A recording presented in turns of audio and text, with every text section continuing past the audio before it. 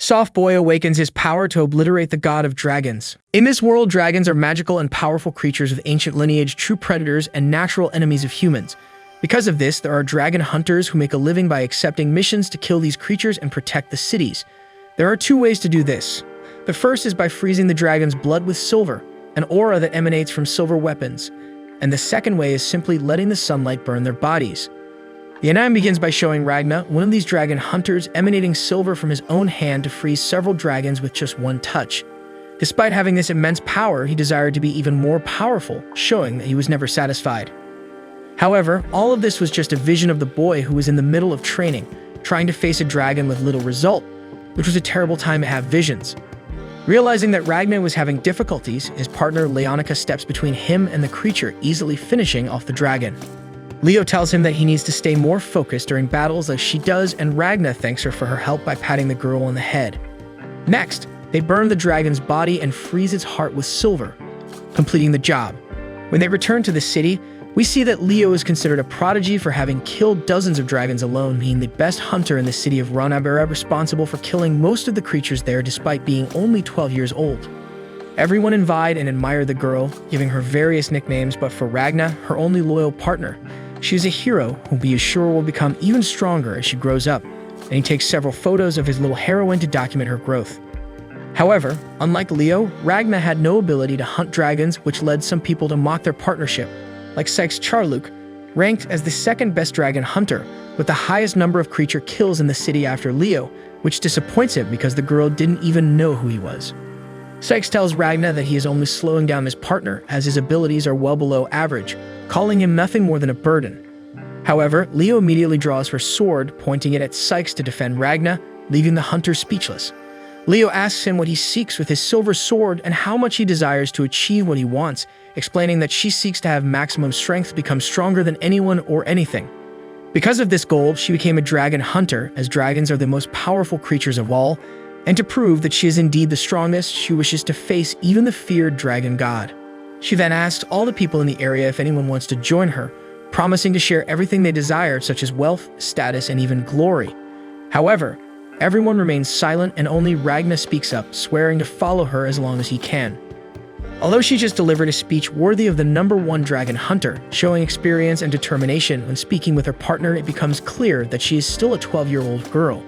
Even though she is a prodigy, there are still simple things that every child has, like wanting to sleep without taking a bath. At night, Ragna puts her to bed and lets her sleep peacefully while he goes to train, as his greatest desire is to become at least somewhat useful to Leo before he dies. He knows that, as he has no talent for hunting, he will never come close to her level, and he is certain that he will die at the hands of a dragon, but he wants to help her in some way before his departure. However, at that moment, he sees the figure of a man who tells him that he will never fulfill his wish of being useful to Leo because he will lose her before that happens. Then Ragna starts having visions of the city in flames, being attacked by multiple dragons, and shortly after, he sees his worst nightmare, the girl being killed by one of the creatures. Seconds later, he wakes up, realizing that he had fallen asleep while training, but is still scared by the fact that he can still hear the voice of the strange man in his head, saying that her time was near. The next day, Ragna goes shopping to cook whatever Leo wants, fulfilling all her wishes, making the girl very happy. Later, after eating the meat she craved, she falls asleep and Ragna puts her to bed as he did the previous night. In the morning, the two go to the guild hall where dragon hunters accept their missions. However, they are surprised to find that there is not a single task available that day because the city has not had many dragon attacks recently. So Leo and Ragna go outside for some fresh air, and Ragna notices that her hair has grown. He decides to take advantage of the free time to cut her hair, but while doing so, he remembers the nightmare he had about her. To make matters worse, that night he has the same horrible dream again and decides to spend the early hours of the morning training. However, even there he cannot find peace as he continues to hear the voice of the strange man telling him that you will lose Leo soon. Later, at a bar in the city, the dragon hunters gather to discuss the strange fact that winged creatures have been disappearing from the city for a few days. One of them mentions that the dragons were migrating eastward towards a city called Donapieru, a place that has not been attacked by them in a decade. Leo overhears the conversation and once again acts like a 12-year-old, mentioning that the city Donapieru reminds her of a famous confectionery shop called the Silver Hen, and suggests that if they go there on a mission to hunt dragons, they should take the opportunity to visit the shop and try its food. Meanwhile, Ragnar still cannot shake the dream from his mind, fearing the words of the strange man and wondering if he is a vision or a ghost, feeling that he is neither of those options. Leo notices his partner's concern and asks him why he has been working so hard lately. He replies that it is an attempt to help her in some way. Recognizing his concern for her, Leo recalls the day they first met, saying that when she saw him for the first time, she thought they had the same potential and the same level of strength. This surprises him because, apart from having no natural talent, he was still getting beaten up when they first met. However, although she admits that Ragna indeed has no natural ability to be a dragon hunter as she does, she says that her instincts tell her that he will become very strong somehow, though she cannot say when or why. Therefore, she promises to protect Ragna until that day comes. In a flashback, we learn about Ragna's past. His parents were eaten by dragons when he was only 3 years old, leaving him an orphan. Some relatives took him in, but shortly afterward, they too were killed by dragons, leaving Ragna with no one. That's when he was bought by a wealthy man, but some dragons burned down his property, leading him to believe that he was cursed. The rich man who bought him and his friends also blamed the boy's bad luck for what happened. They beat Ragna, accusing him of working for the dragons because wherever he went, dragons appeared shortly afterward, leaving only him as the survivor. Just when he had lost all hope of finding peace, he met Leo, who invited him to become a dragon hunter alongside her. She explained that having a special connection with these creatures was not a bad thing when you were hunting them, especially if you survived the fight. So she decided that he would be her partner that day, even though he was worried about bringing his bad luck to her and making Leo end up like all the others who had been close to him. However, she told him that only the weak died for her and the strongest, stronger than the dragons, survived. Since she was very strong, he had nothing to worry about.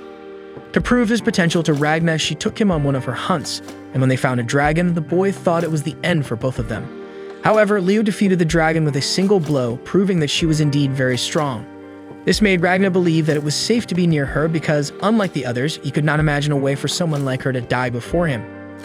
From that day on, they became inseparable partners, with Ragna thinking that he was no longer cursed by being alongside a hero like Leo, wishing to stay by her side until he eventually died at the hands of a dragon.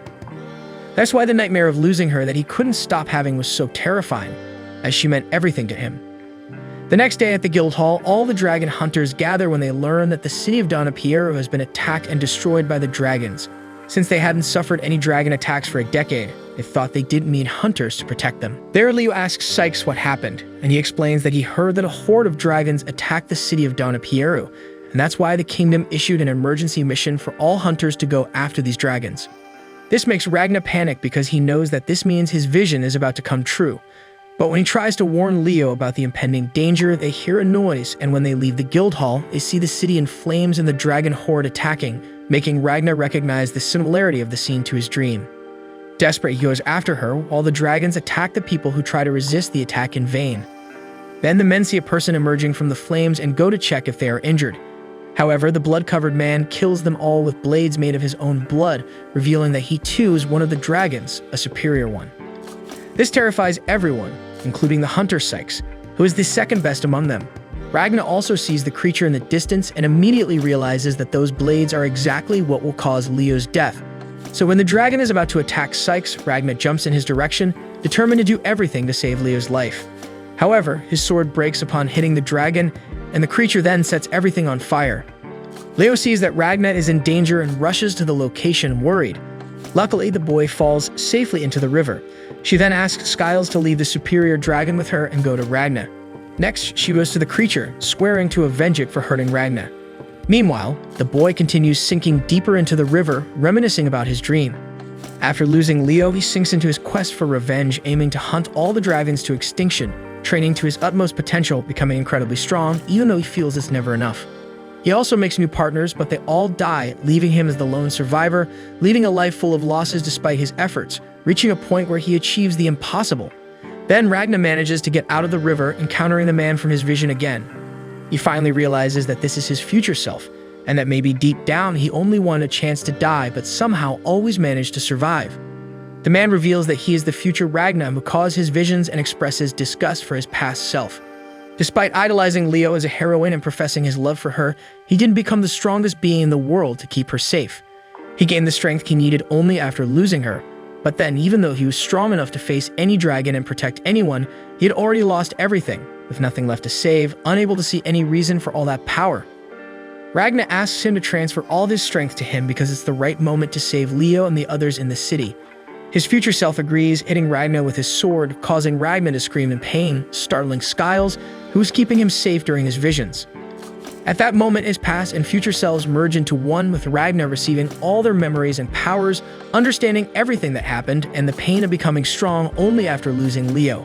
However, both Ragnars knew that this union came at a price, and they were both willing to pay it. Meanwhile, Leo is already tired of fighting the superior dragon, and he recognizes her strength. She also asks if he is the famous god of their kind, which annoys the creature. He says he doesn't come close to the grandeur of their god, and that she shouldn't even compare the two. After a long time of battling, he finally introduces himself as Grinwelt, explaining that he is the 10th seat of the Blood of the Wing, the most humble among all the superior dragons. This surprises Leo, as he has proven to be a formidable opponent.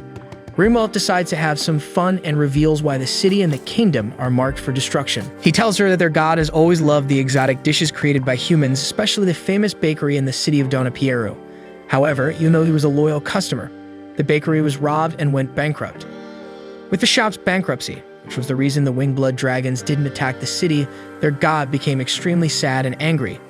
As a result, he ordered all of his lineage to destroy the entire kingdom. Grinwelt tells Leo all this to prove that the fate of the human nation was in the hands and whims of the god of the dragons. He insists that the battle between them and the hunters was never real because humans only survived when the dragons didn't take them seriously. He makes it clear that there was not a single human considered a threat to their species. After delivering the speech about how humans were completely insignificant compared to dragons, Grinwelt prepares to end the fight in Leo's life. However, at that moment, he senses a strange presence behind him, becoming frightened and even considering it might be an illusion. What he felt was the new power that Ragnar gained, making him incredibly strong and capable of freezing dragons with a simple touch of his hand, thanks to all the effort of his future self. Grinwelt remembers the memories of the adult Ragnar passing through his head. After losing Leo and spending 10 long years hunting dragons for revenge, desiring their extinction, he slowly became a part of his sword. Even though the fusion was painful, he continued to fight relentlessly. After 5 years, he had completely merged with his silver sword, making his own body a powerful weapon radiating silver.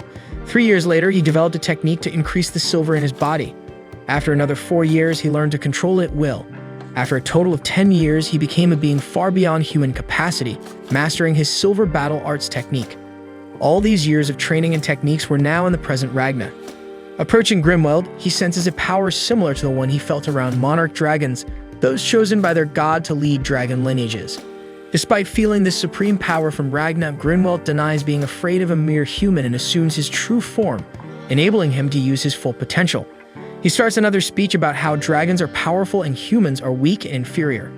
However, in a matter of seconds, Ragnar freezes Grinwelt completely and shatters him, leaving nothing of the supreme and chatty dragon.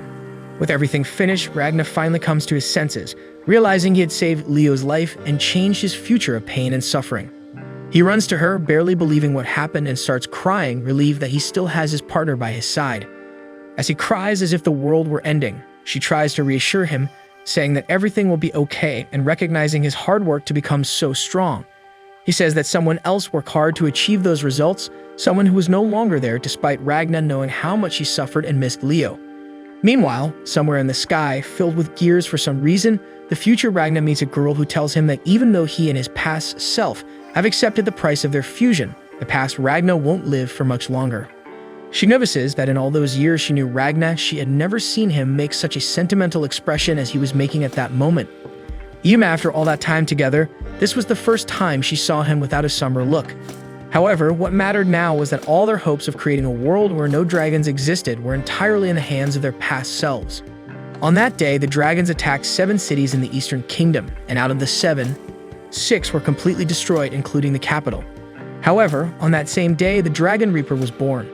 After that, in Ragnar's city, the dragons mysteriously disappeared and they managed to put out the fire despite the numerous casualties and the destruction of half the city, including the inn where Ragnar and Leo lived.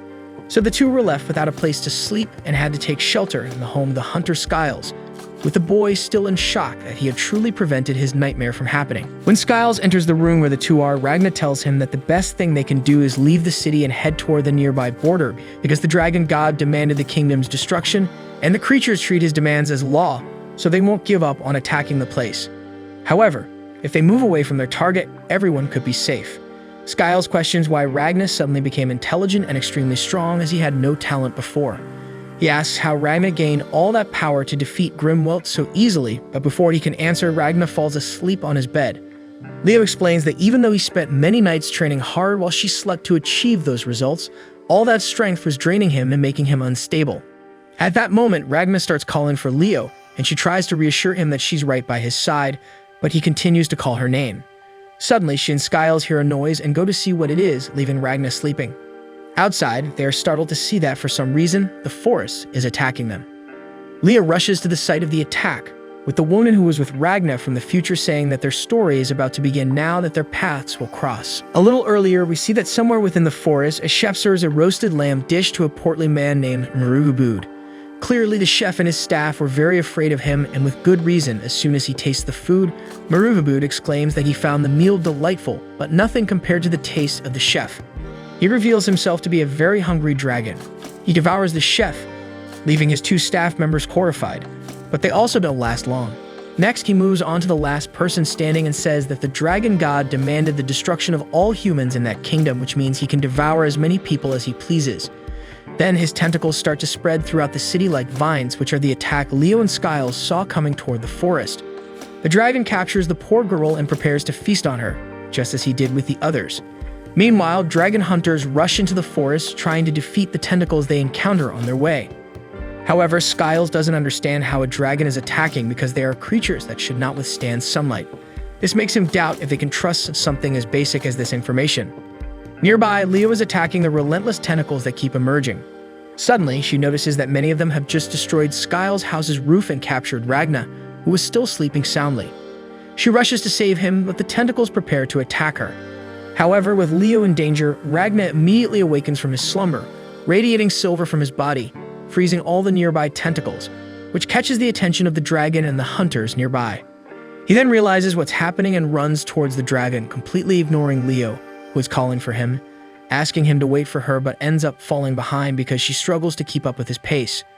Ragna doesn't hear her calling his name because he feels guilty for feeling relieved after saving her and lowering his guard, realizing that he should have known the danger was far from over.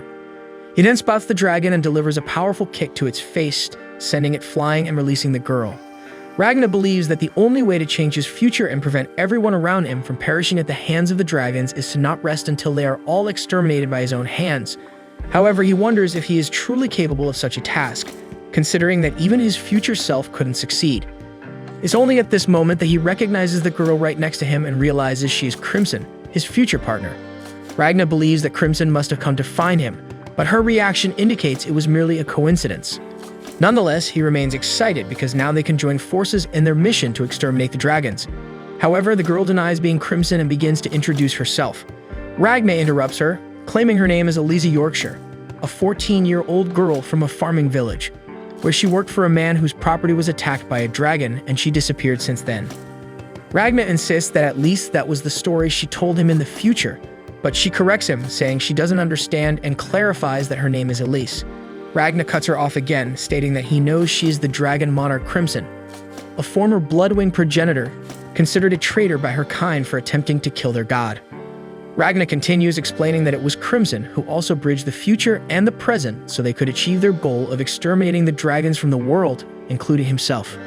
Ragna then explains that they share the same objective, and for that reason, they should work together, as this time they might succeed where their future versions failed. However, the girl slaps him in the face, offended because he first referred to her as a man and then as a dragon. This catches Ragna completely by surprise, and at this moment, Leo finally arrives in the forest, exhausted from running so much. However, she's not the only one who arrives, as the dragon has also returned and is very angry that a mere human kicked it in the face. He attacks Ragna, determined to tear him apart, but Ragna tosses a small ball into the dragon's mouth, causing it to explode as he carries Leo to a safe distance from the blast. Ellis observes Ragna from a distance, and Leo looks at how everything froze due to the explosion, recognizing that her partner has become strong, just as she always felt he would, saying she just didn't think it would happen so quickly, and now it will be challenging for her to catch up to his level. Ragna then asks Leo to take the city's residents to safety at the border while he stays behind to handle something. He mentions that he will meet her once he's finished, but Leo insists that they won't part ways and she will stay with him. Ragna explains that it will be dangerous for her, But Leo points out that there's always danger in the dragon hunter's line of work and asks why he's trying to leave her behind. Ragna attempts to explain that they will only be separated for a short time, but this leaves Leo irritated. The boy is surprised as he has never seen her lose her composure like this before, considering that she always appears strong, calm, and resolute with better judgment and confidence than many adults. However, in this situation, he realizes that she is still just a 12-year-old child. Ragnar recalls what his future self said about idolizing a young girl and taking advantage of her, making him understand what he meant as he was weak, forcing her to be stronger than necessary. So he decides that he doesn't want to be weak anymore, as it's the only way he can achieve his goal and keep Leo safe. He reminds the girl of what she said when they first met, about how the weak die and the strong survive, and how that saved him, but now she is weak and won't survive if they continue together. These words hurt Leo, making her so angry that she tries to attack Ragna, but he stops her sword with just a finger and tosses her aside. He then bids her farewell, and Leo loses consciousness. When she wakes up, she is already on her way to the border, being carried by Skiles. The hunter asks what happened between them, and Leo recalls when she told Ragna about her goal to become the strongest in the world. She had held that goal since the first time she wielded her sword, but when she asked if he had a similar dream, he said that as long as he was with her, everything was fine. This brings tears to Leo's eyes because he has now achieved the maximum strength she has always strived for, without understanding why he left her alone. From a distance, Ragna watches as she and the other town's residents depart, and Lise asks if he really wanted to separate from Leo in that way. Ragna cries, saying that he can only be near people if their loss won't hurt him or if they won't die. He goes on to call her Crimson again, which irritates the girl. She says that if she were truly a dragon, she would have died as soon as the sunlight hit her. Ragna insists that the sun is not a problem because his Silver Art's powers are locked, and even though she can't use her powers properly, her weaknesses have disappeared. She tells Ragna to fulfill his mission of destroying the dragons alone and asks him to stop referring to her as a man. However, he says that she can change her gender and age at will, despite her continued denial of everything he says. This makes Ragna wonder if he will ever gain her trust. He remembers that the future Crimson said the story would begin when their paths crossed, even though it would take some time for her to trust him. So he tries to win the girl over by mentioning the things he knows and what he can do for her, explaining that he is well-versed in arithmetic and accounting, as well as reading and writing since he studied to assist Leo.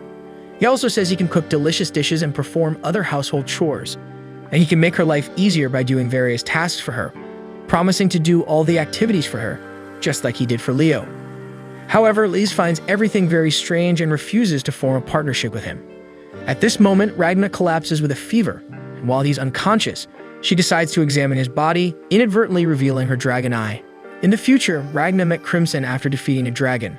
She appeared to him, admitting she was impressed that a human body had reached such a high level of power. He quickly struck her down, but Crimson reappeared, asking them to join forces as together they could exterminate the dragons.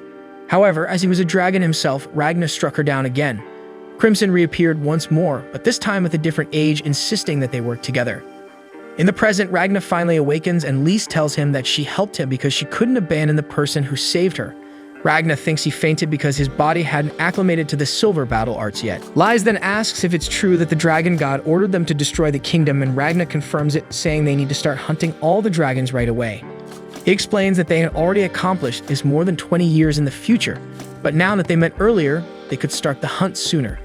However, she continues to pretend not to understand, as no human knew her true form, and she doesn't understand how he knows about the future, as something like this had never happened before. Still, she admits that it seems to be quite fun, because while examining Ragna's body while he was asleep, she discovered he is fused with his silver sword, which allows him to generate and emit it.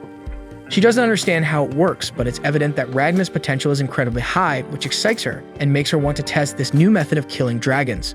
Suddenly, a dragon flies past them in the direction of the city where the people were.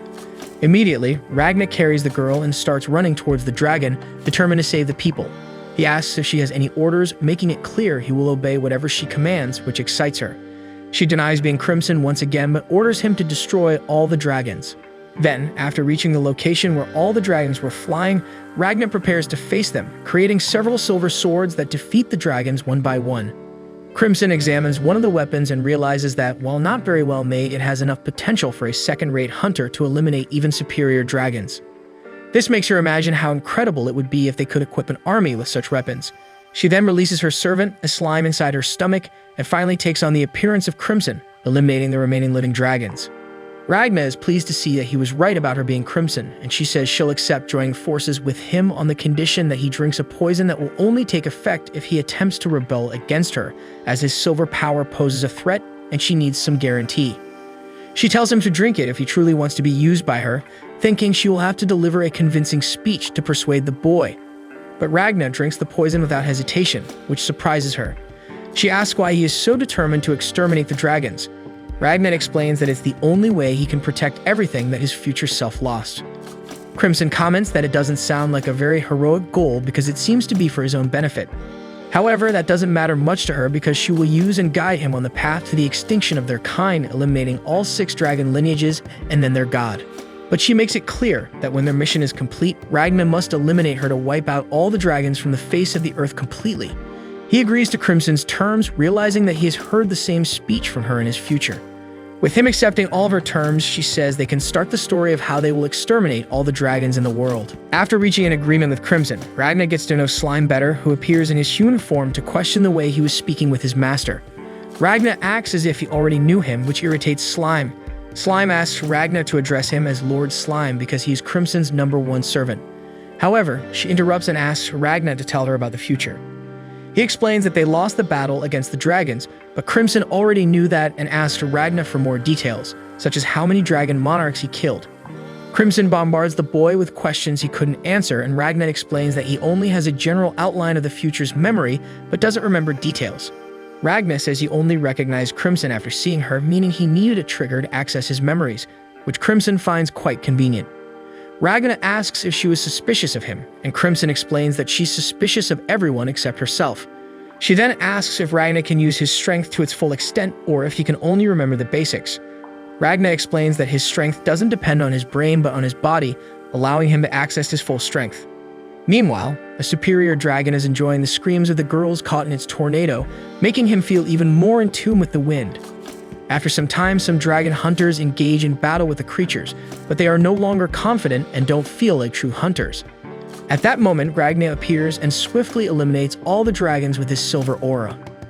Crimson expresses her interest in seeing how the boy's power works, and immediately Ragnar says he will eliminate as many dragons as she wants, but Crimson doesn't want Ragnar to do anything. She wants the dragon hunters to handle it. She introduces herself to the people, assuring them that everything will be fine because Ragnar, the Reaper, has eliminated all the nearby creatures. She claims the boy is a dragon hunter who has already defeated several superior dragons, and she's a mage and his companion. Most of the magic in that world belongs to the superior dragons, but there are a few human magic users, though they are so few that no one knows exactly what magic is despite being aware of its existence. Crimson decides to take advantage of the people's limited knowledge of magic by using her power and pretending it's magic. They believe that Slime, who is devouring the dragon's bodies, is also a type of magic, and Crimson invents that he is a pet she created. Everyone is impressed with her power, and she encourages them to repeat multiple times how amazing magic is. After repeating the same phrase several times, one of the dragon hunters introduces himself. His name is Michael, and he tells Crimson and Ragnar that there is a dragon that only the two of them can defeat. He explains that everyone there fled from a tornado that clearly had a sinister creature inside it. Crimson realizes that the man is talking about the third seat, the third dragon from the top, which personifies the wind named Disastraw. Ragnar starts to leave, determined to hunt the dragon, but Crimson stops him by throwing him to the ground. The boy had exerted himself so much that he had completely worn out his muscle fibers in a way that he couldn't even stand up. Ragnar hadn't realized how drained he was until she threw him to the ground. Crimson tells Ragnar that he needs to remain immobile for about 3 days and asks him to leave everything to her. She then explains to the dragon hunters that the Reaper is injured and unable to move. Michael is worried and asks if she couldn't solve the situation with magic, as they were their only hope. But Crimson explains that if he exerts himself now, he could end his dragon hunter career. Another man asks if she couldn't go in his place, and Michael offers her any amount she wants, explaining that they were all willing to sell their equipment. Crimson realizes that they were willing to give up being dragon hunters and decides to have some fun. She declines Michael's offer and asks why they were so obsessed with hunting Disastraw. After all, they were no longer in danger of their lives and could simply move on. She questions why they offered to pay any amount for the two to defeat a dragon that was no longer a threat to them. However, Crimson knew very well why they were doing this, as Disastraw had a wide attack range. Anyone in its path had to run quickly without a moment to spare. If they all survived a dragon like that, it could only mean they heard people pleading for help behind them but ignored it to escape. After a while, they heard silence because those who begged for help had already been caught by the wind and felt the excruciating pain from its cuts. Because of this, they were now feeling guilty, as if they had blood on their hands. Michael confesses that they indeed went through all that and can't bear the voices of people still sounding in their heads. Everyone had a sense of guilt, but Michael says they knew they couldn't even scratch a superior dragon. Crimson takes this opportunity to remind them of the pride they felt as dragon hunters who protected people. Michael remembers the feeling, but at the moment, they all felt weak, seeing themselves as prey of dragons, not heroic hunters. But if the problem was power, Crimson shows them the solution in her hands, presenting Ragna's Reaper sword. She says she can't guarantee their lives, but with that weapon, they can gain the power they need to face even a superior dragon. After giving hope to everyone, she asks them to return to being dragon hunters and prepare for the hunt. And so Crimson takes them to the city of Tortir, a place full of debris. As she opens a door with her key, they see a room full of weapons, and Crimson explains that she created it with magic, leaving everyone in awe. They had never seen weapons like those, and Crimson explains that what really matters are the bullets. While Ragnar recovers his body, the men train in marksmanship to prepare for the hunt. At that moment, Crimson notices that Ragnar was acting a bit strangely. She asks if he's worried that she's using people as pawns. However, the boy says he doesn't care about that since he knows Crimson will help them win, despite Crimson repeating that she's ensuring victory, not their lives. Ragnar then confesses that he was bothered by just lying around doing nothing, and that he didn't like it when she called him the Reaper because people could lose their lives by being associated with him. Crimson reminds him that Ragnar only wants to keep those who are unafraid to lose their lives or can't afford to lose close, and that's why he chose to be with a dragon like her instead of Leo. Ragnar says that Leo isn't her concern, but Crimson retorts that she is, as Leo was the reason he was in that fight, and that's why she didn't know what would happen if Ragnar lost her. Crimson wanted the boy to destroy all the dragons and wouldn't tolerate him giving up on the reason he became a dragon hunter, making Leo important to them once they became allies. Ragnar then opens up to Crimson. He explains that he feels Leo is safer near him because leaving the girl alone doesn't guarantee her safety. But even though he knows that, he can't bear the idea of losing Leo right in front of his eyes because just imagining it feels like his heart would shatter. Crimson says she can understand him a little, feeling somewhat pleased. She suggests he should put Leo into one of his empty storage containers so he could render her in a vegetative state, ensuring she doesn't resist and remains asleep in a safe place while he finishes exterminating the dragons in the world.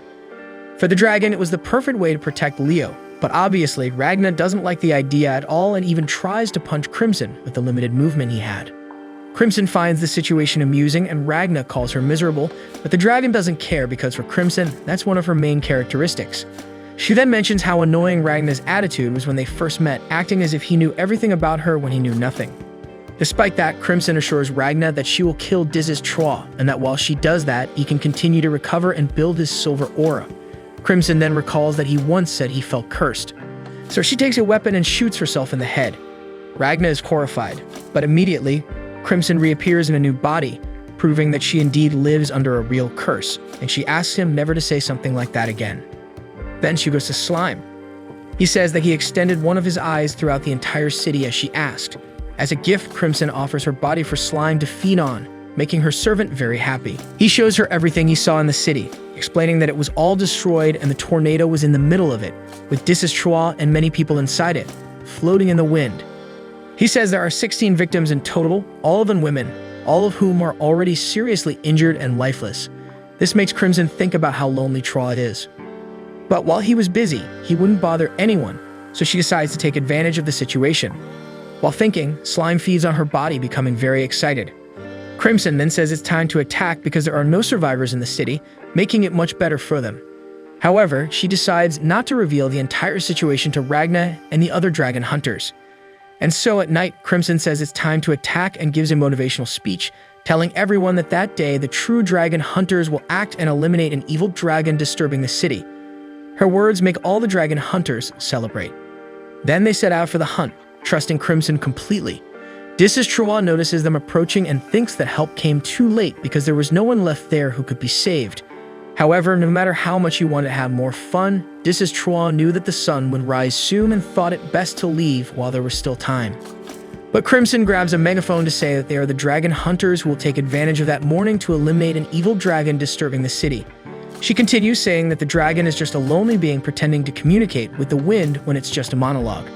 She even says that he is a creature bored of standing in the middle of nowhere by orders of a crazy master. Thinking that a mere human was saying these words, Disistroa becomes irritated that such a weak creature would speak this way of the dragon lineage.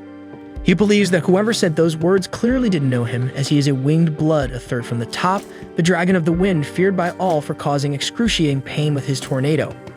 The man begins a giant monologue about his superiority, but it only proves that Crimson was right, and he was indeed a very lonely being, now wishing to take out his frustration on the dragon hunters. While everyone prepared to proceed with the plan, Michael couldn't help but ponder how they had spent 2 entire days preparing for that attack, putting complete trust in Crimson and pushing their fears aside. However, as he witnessed the enemy's power, Michael began to doubt whether they could truly face a superior dragon like that. Despite his fear, he stood firm and encouraged his companions to press on. The Disistroa tornado was twice as fast as the vehicle they were using. Knowing this, Crimson planned to drive towards the sun, combining the attack of sunlight with a silver attack, since only one of them wouldn't be enough to defeat a dragon like that, as his body regenerated faster than it received damage. The hunters followed the plan and fired at the dragon. Contrary to what all the hunters believed, the silver didn't freeze the dragon's blood, but rather the magical power flowing around it. It was the silver that started to freeze the Disistroa tornado. However, unbeknownst to him, the bullets were regular, and it was actually the silver aura of Ragna, hidden and recovered, that was freezing his tornado. Disistroa thought that this trick wouldn't be enough to destroy his tornado. However, at that moment, Michael fired, this time using a genuine silver bullet. Although the tornado managed to resist the attack, it was significantly weakened.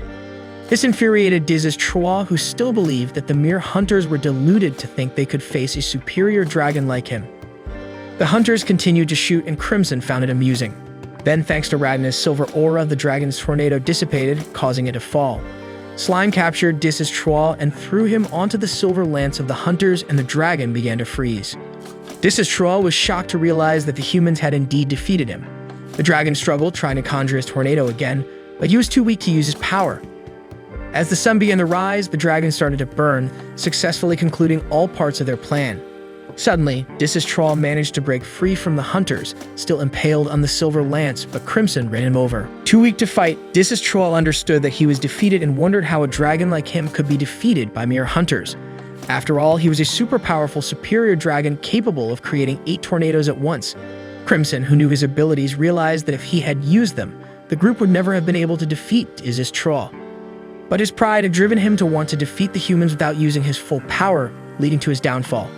Crimson noted that after Silver and Sunlight, pride was the 3rd weakest point of every dragon. However, even though she possessed all the necessary knowledge to defeat Disistroa, the plan was actually Ragna's.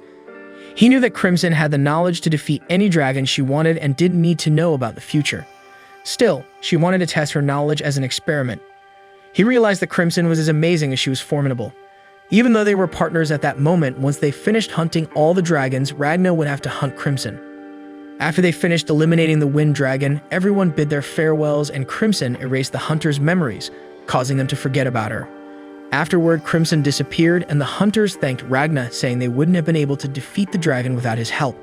However, Ragna replied that he hadn't done much, and Michael said they could claim that the dragon hunters had achieved the victory. After the hunters left for the border, Crimson showed Ragna a radio. In the broadcast, the royal army of Reese sent a message to all the kingdom's subjects. All the borders were under attack by dragons, and they were instructed to follow the local authorities' guidance to evacuate to the capital, where they would receive shelter. However, it was explicitly stated that no one should approach the borders. Upon hearing the message, the two realized that it was clearly a trap set by the dragons, who were blocking all the exits to lead people to the capital, gathering everyone in one place, so they prepared for a new hunt.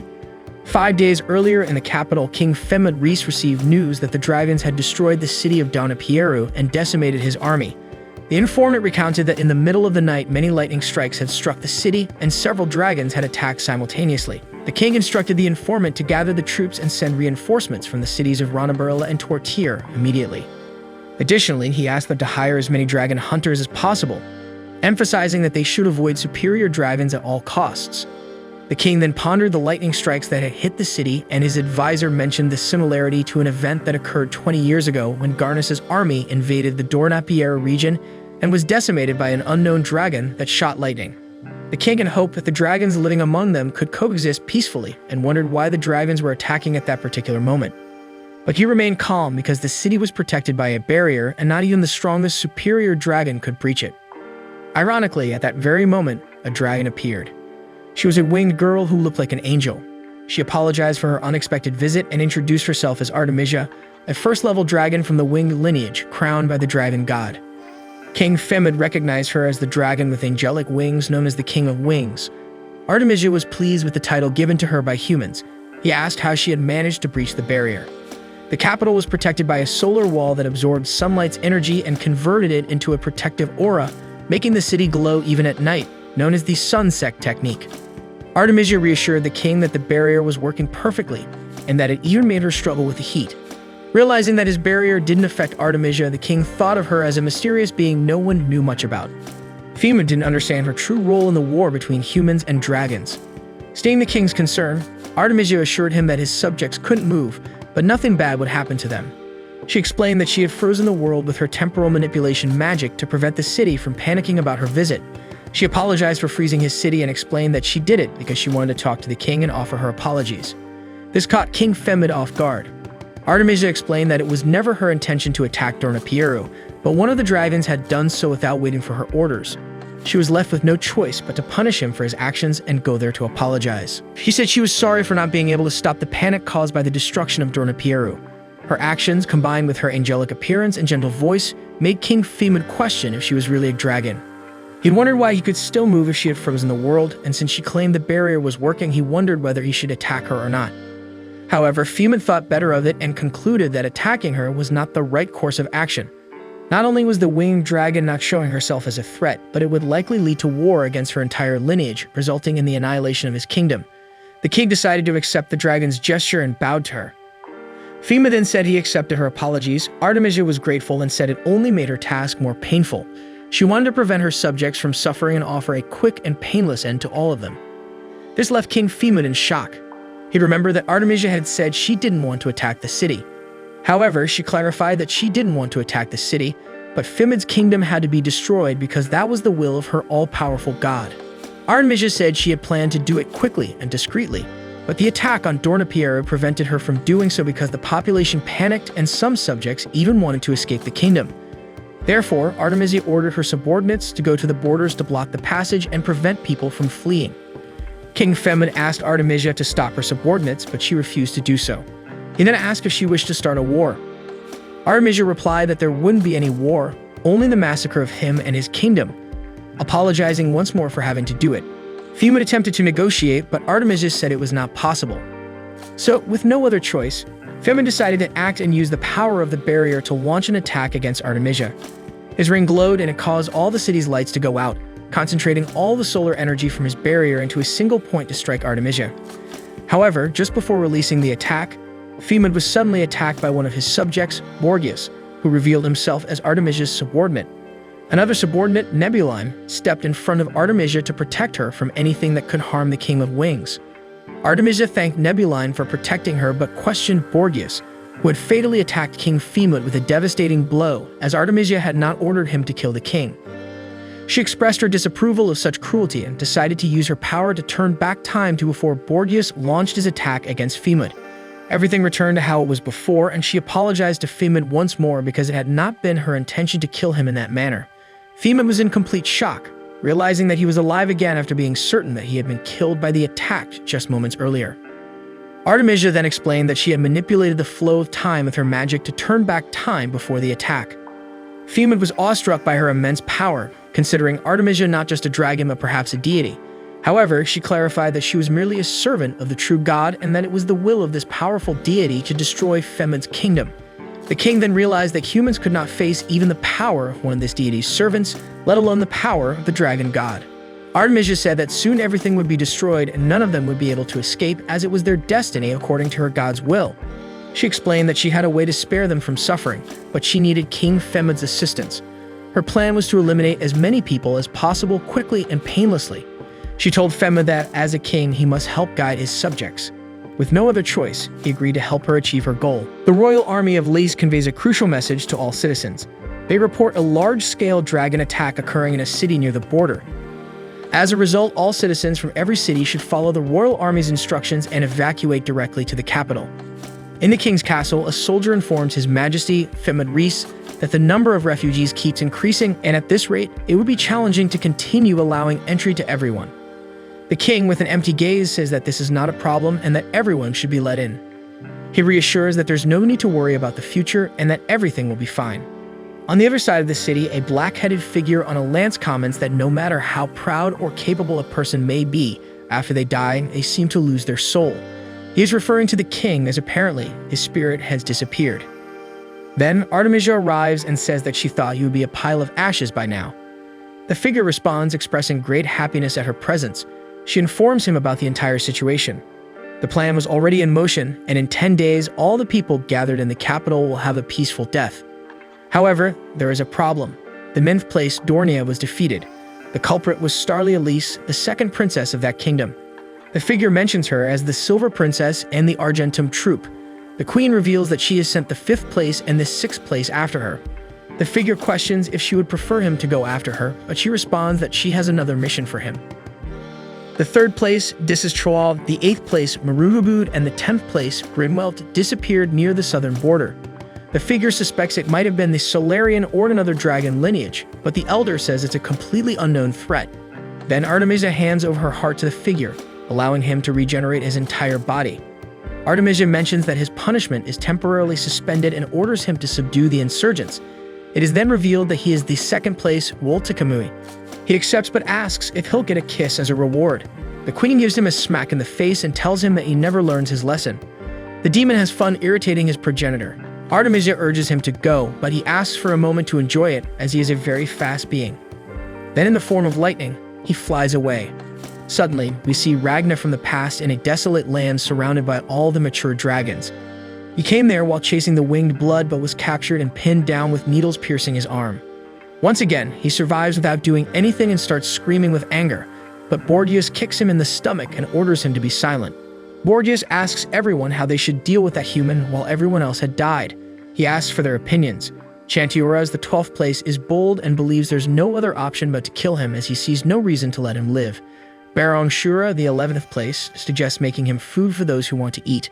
Grimwelt, the 10th place, suggests stabbing him and exposing his carcass.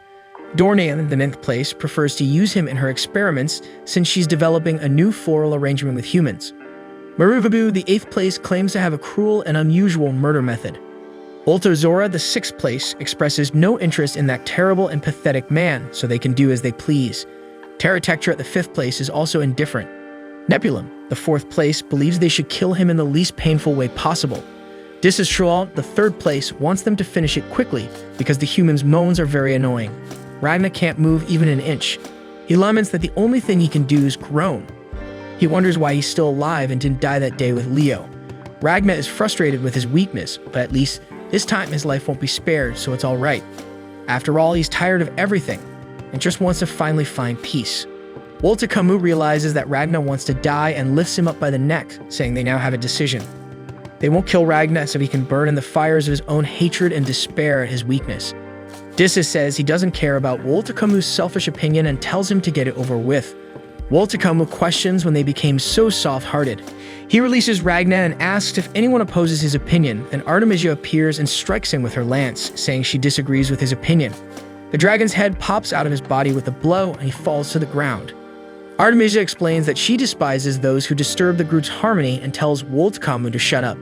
Artemisia has heard everyone's opinions but asks them to accept her desire. She says she would like to welcome him as part of the lineage. Everyone is surprised, and Woltekamu, as he puts his head back, questions why she wants that. However, he is hit again by Artemisia and falls to the ground. The queen approaches and introduces herself as Ultimacia, the progenitor of the winged blood.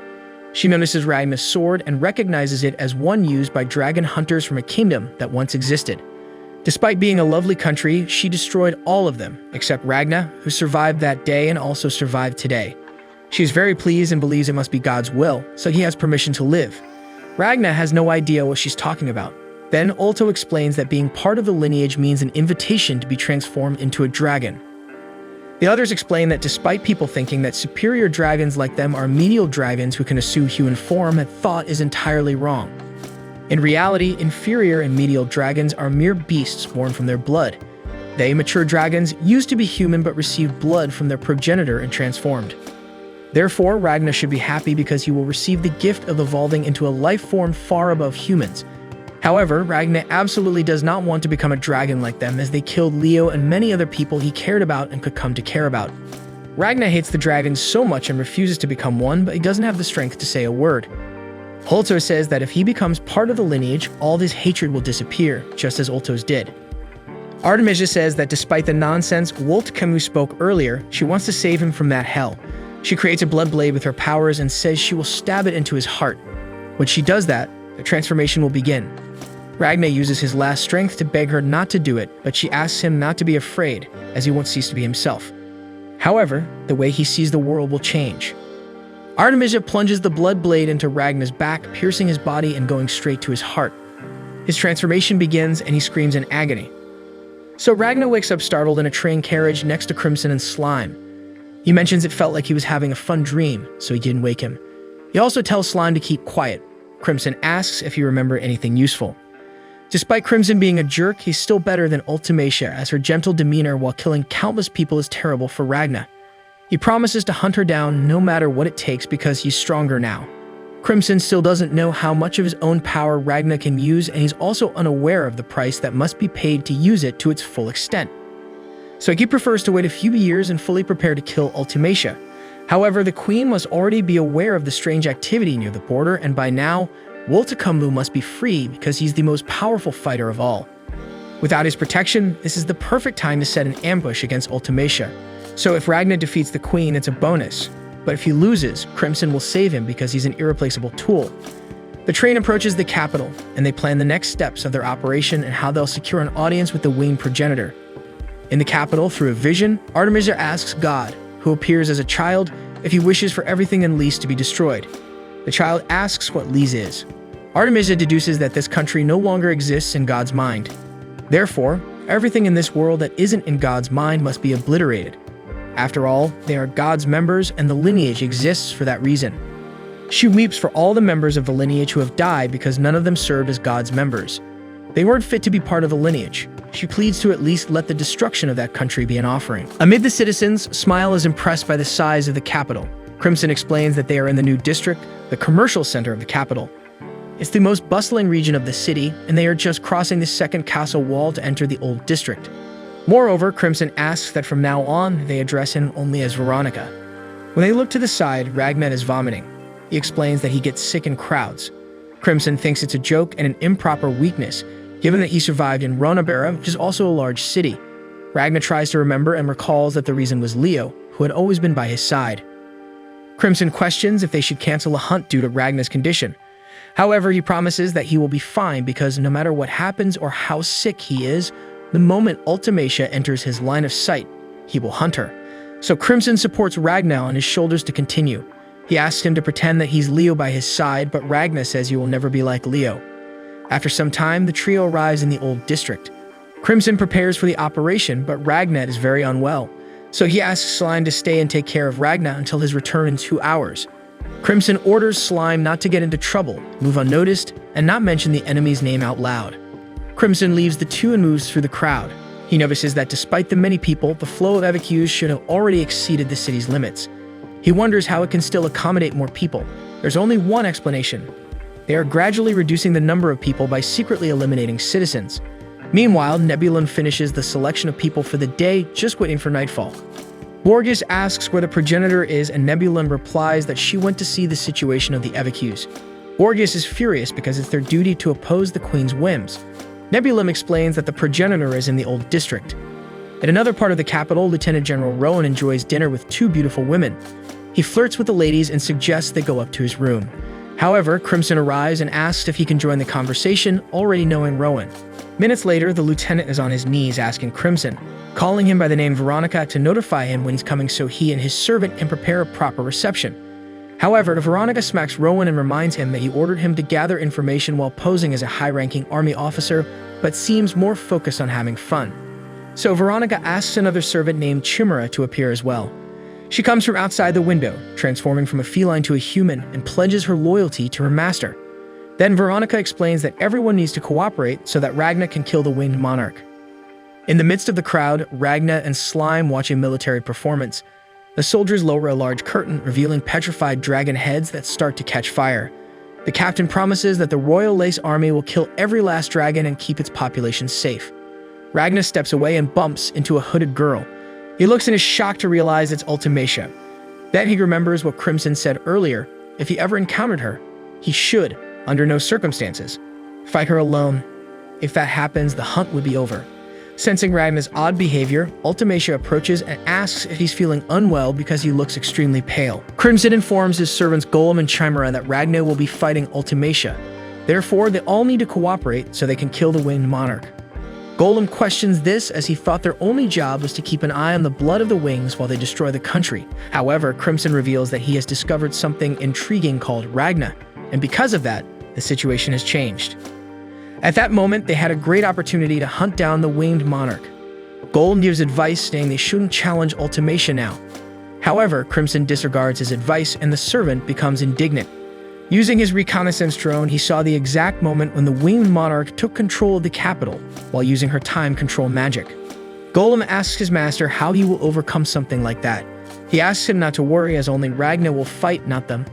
The boy's combat skills are greater than those of the two servants. Thus, Golem is relieved to have such a powerful ally, but he remains concerned. He can't help but wonder what it really means to be strong when facing the power to control time. Meanwhile, Ultimacia encounters Ragna and asks if he's feeling well because of his appearance.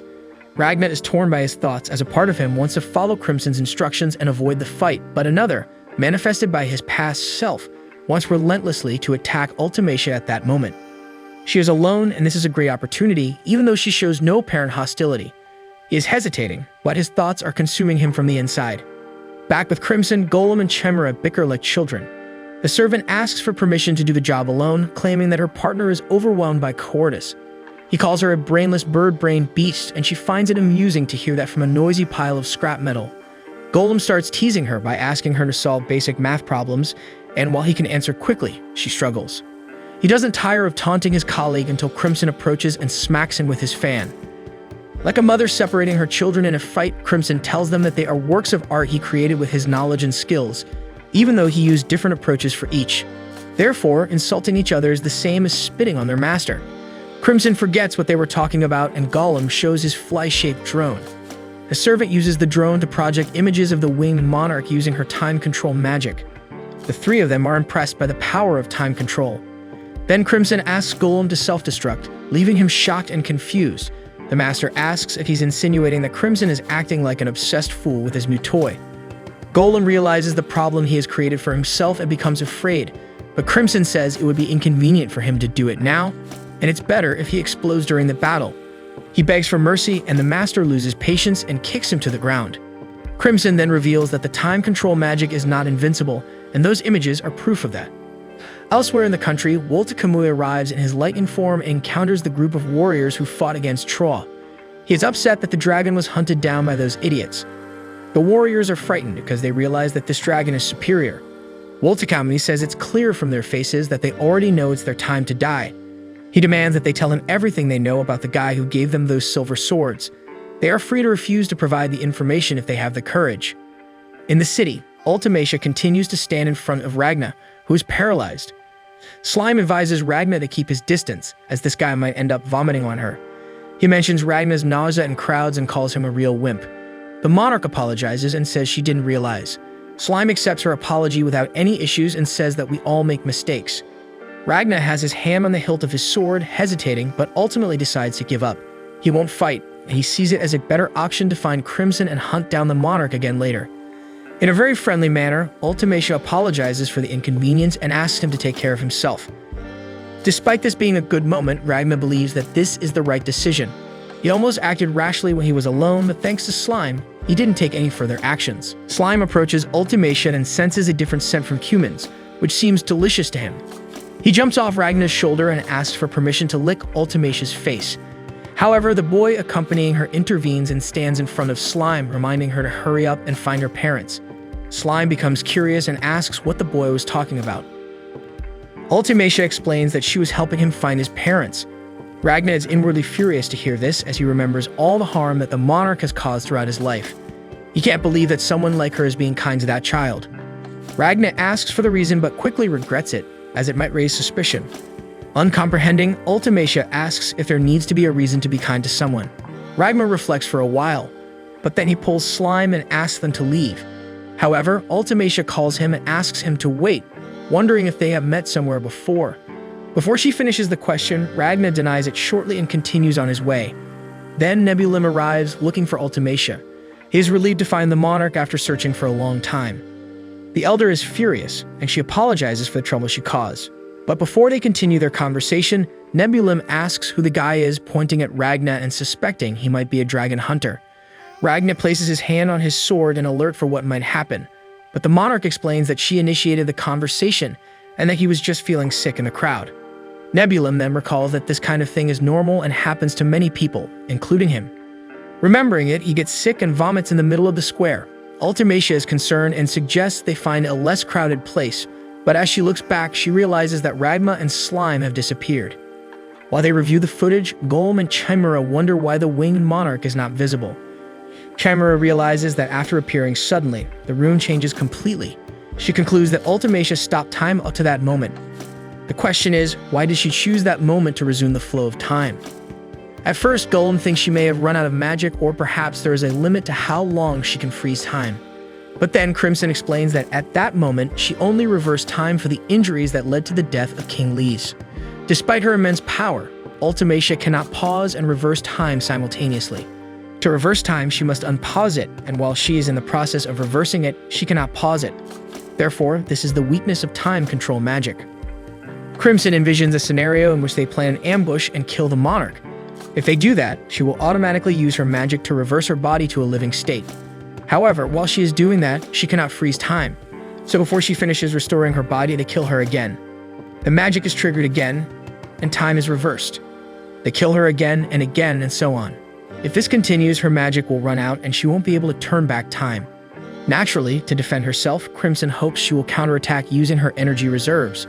That's why Ragnar must be able to defend himself and kill her.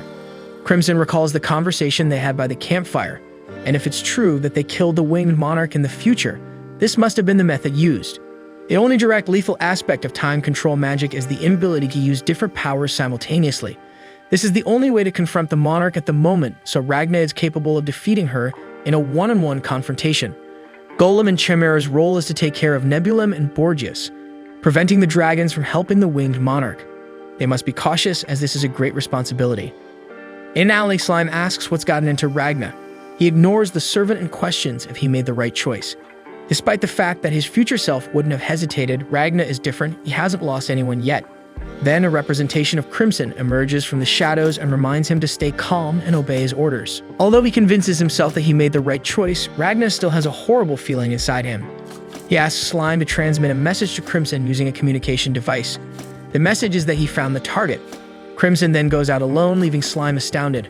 Meanwhile, Crimson realizes that his servants still don't trust Ragnar. This is understandable since a new human without loyalty is playing an essential role. However, the mage is not worried because he has been sending subliminal messages to Ragnar since the day they met. On a day, he gives the order the hunter will ruthlessly kill whomever he wants. Crimson then receives a desperate message from Slime.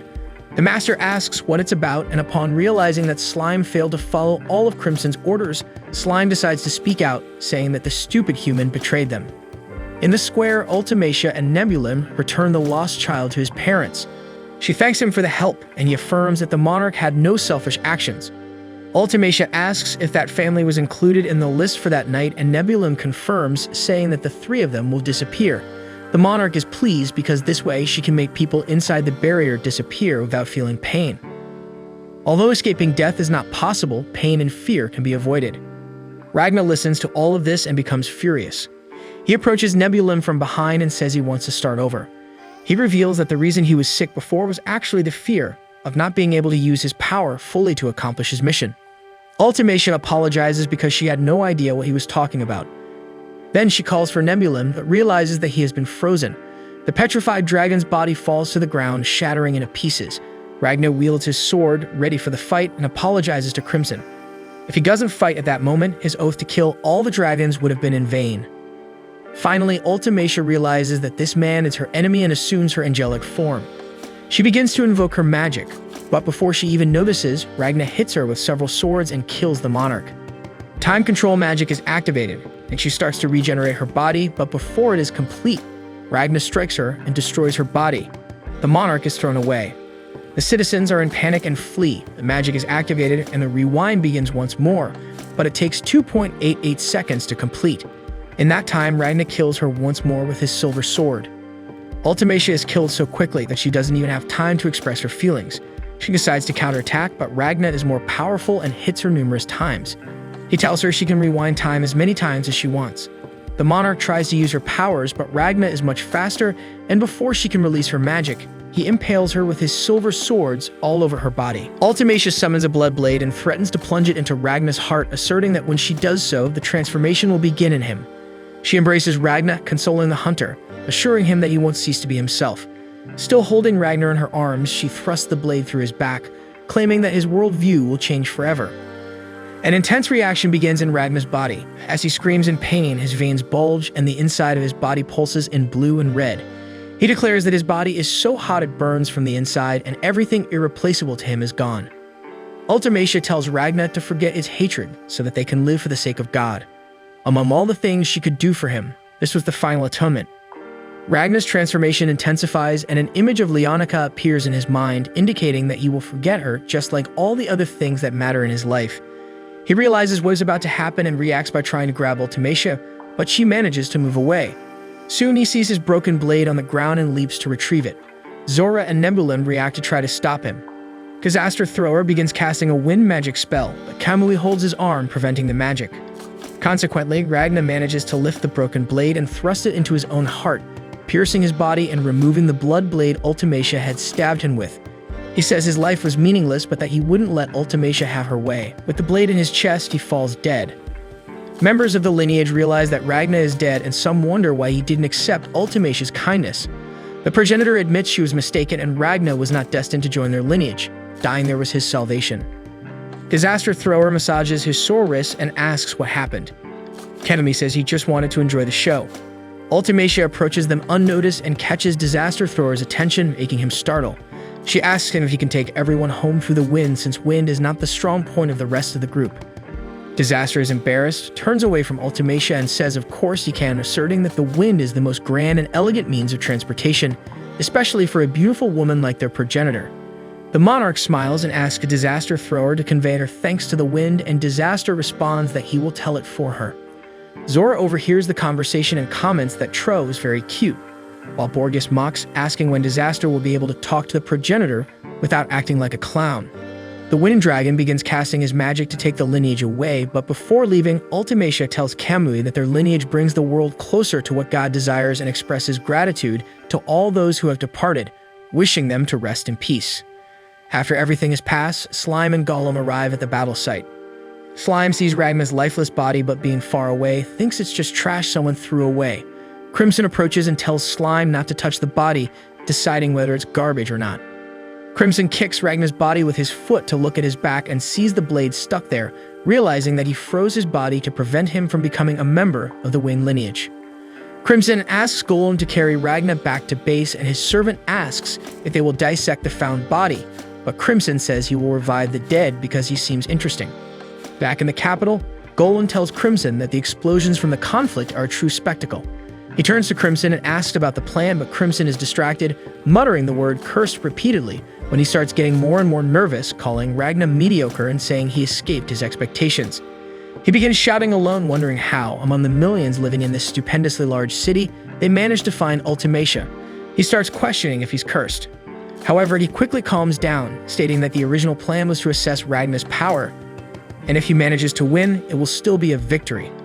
If things go wrong, Crimson will handle it. Crimson says that Ragna is really different this time, which shouldn't be a surprise. Camera contacts Crimson, reporting that Borgias destroyed the second wall of the castle in the southern Old District and entered the new district, giving him an advantage. She finishes by saying there is no sign of the superior dragons. Crimson privately wonders if Nebulum is dead, since, just before the battle started, the shield around the capital disappeared.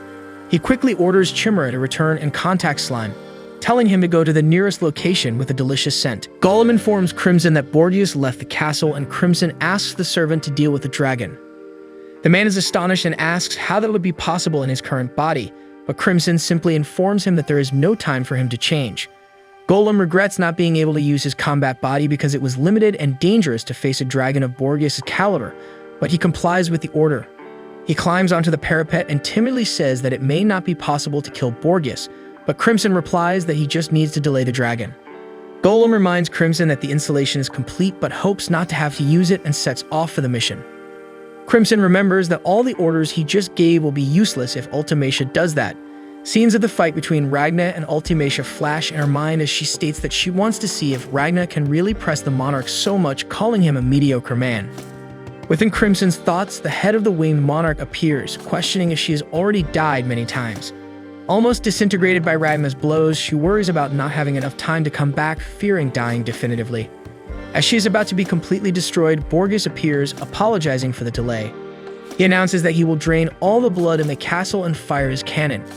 He apologizes again when he warns that his leader will be hit in the explosion because Ragna cannot be defeated without drastic measures.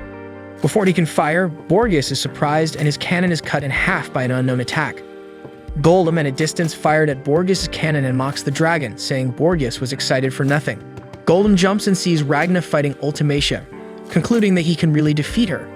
However, Ragna is surprised by a counterattack from the monarch. Ultimacia casts a restriction barrier on Ragna, preventing him from moving. Nebulum is injured on the ground, noting that the silver's freezing power of this enemy is off the charts, realizing he went from dead to nearly dead. Very weakened, with part of his left arm cut, he tries to motivate himself to endure a few more minutes and struggles to get up. Elaborating a strategy in his mind, he reflects that he just needs to buy enough time for Ultimacia. The monarchs, slowly restoring her body, thanks Nebulum, expressing gratitude, relief, and sadness, announcing that she will go back 3.1 seconds in time. As a precaution, she invokes the repugnant life force that flows from her blood in the form of hundreds of blood dragons and tries to envelop Ragna. Ragna, in turn, reacts with the silver full power, and the restriction barrier begins to break. Nebulum sees the monarch's barrier breaking and realizes he needs to act quickly. He declares that he will sacrifice his life and tries to endure a few more seconds, but Slime calmly approaches and swallows him, giving the restriction barrier enough time to break completely. Despite this, Ultimacia's restoration is complete, and she thanks Nebulum for it. Now she prepares to end the fight. She concentrates to summon creation, but Ragna reacts quickly, hitting her with the silver flight. The monarch's body disintegrates almost completely again, but a vision of Kamui invades her mind. He calls her weak for a dragon monarch, criticizing her for taking 1 to 2/10ths of a second to stop time, saying that in their world, a tenth of a second is the difference between killing and being killed.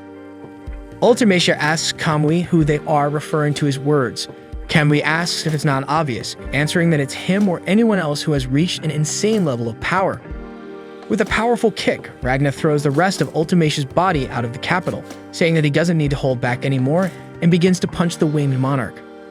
While the blows happen, Kamui continues to talk to Ultimacia in her mind, saying that if she ever faces someone very strong, he wants to be by her side to support her.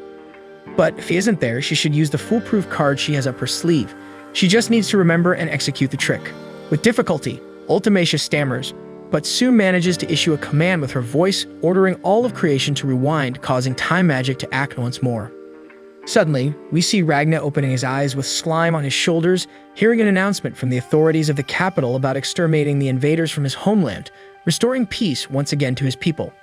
As the authority speaks, the people go into ecstasy, cheering for the people of Lees while watching dead dragons being displayed for the entire population.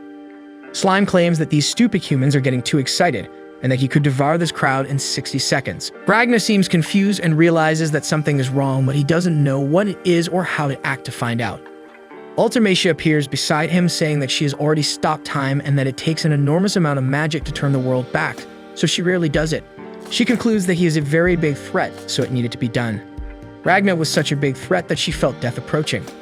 That said, she informs him that the battle is over, but quickly corrects herself, saying that the battle hasn't even happened yet.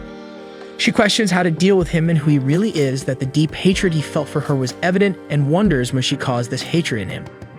The monarch laments, thinking that she will never know the reason, and concludes that it is in this inner world that Ragna will face his death head-on. Simply raising her arms, she levitates the entire population of the capital, frozen in time, playing with them as if they were dolls. But she asserts that she won't stoop to cruel killing, even if they are people who disdain God.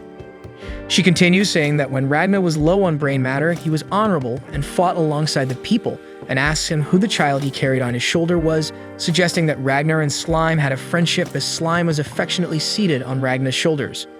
The monarch begins to utter a phrase involving Slime and removing the boy, but before she can finish this threat, Ragnar moves a finger of the hand holding his sword, and the sound of the blade startles the monarch, who steps back a few steps. Unbelieving in what she was seeing, Ultimacia wonders how it's possible for Ragnar to move as she didn't feel time turning back. Nebulum appears in his dragon form and delivers a punch that sinks Ragnar and Slime into the ground. Nebulum's enraged eyes show his hatred as he repeatedly punches the dragon hunter. Even taking these blows, Ultimacia sees that Ragnar is not moving, so she presumed that his movement was just in her head, and she is relieved. She corrects herself, saying that, as a progenitor, she cannot allow such a thing to happen. The monarch approaches Nebulum and asks the dragon to stop his blows, noticing that his arms were covered in various burns. Nebulum's punches and opened a hole in the ground, and in that hole she saw a puddle of the purple liquid. She says that the liquid seems to be an acid that dissolves their bodies, and that this seems to be the true nature of the child. She concludes that it will harm them if they accidentally touch the acid. Nebulum is concerned and questions his progenitor as Ragnar was still alive and was a great threat. Ultimacia agrees but rebuts Nebulum, saying that she has tested various abilities in her last fight against Ragnar, but he broke through all her defenses and her attacks were ineffective against the hunter. Furthermore, she shows the dragon that even though he has now beaten Ragnar without him resisting, no injury was fatal, as if Ragnar's body were a powerful silver sword. Even though Ragnar wasn't wielding silver, she imagines that he carries the source of this power within his own body. His power is incredibly resistant to magic, and it seems that only a magic with world-destroying power would be effective against him. As they are weakened by the sunlight, Ultimacia asserts that it would be difficult to defeat Ragnar in these conditions. Ultimacia contacts Borgias and asks him to deliver a message to King Femid Lys, as she wants the king to unleash the light on Ragnar. She believes that the offensive function of the barrier will be much more effective than a magical attack. Borgias accepts the mission but warns his progenitor.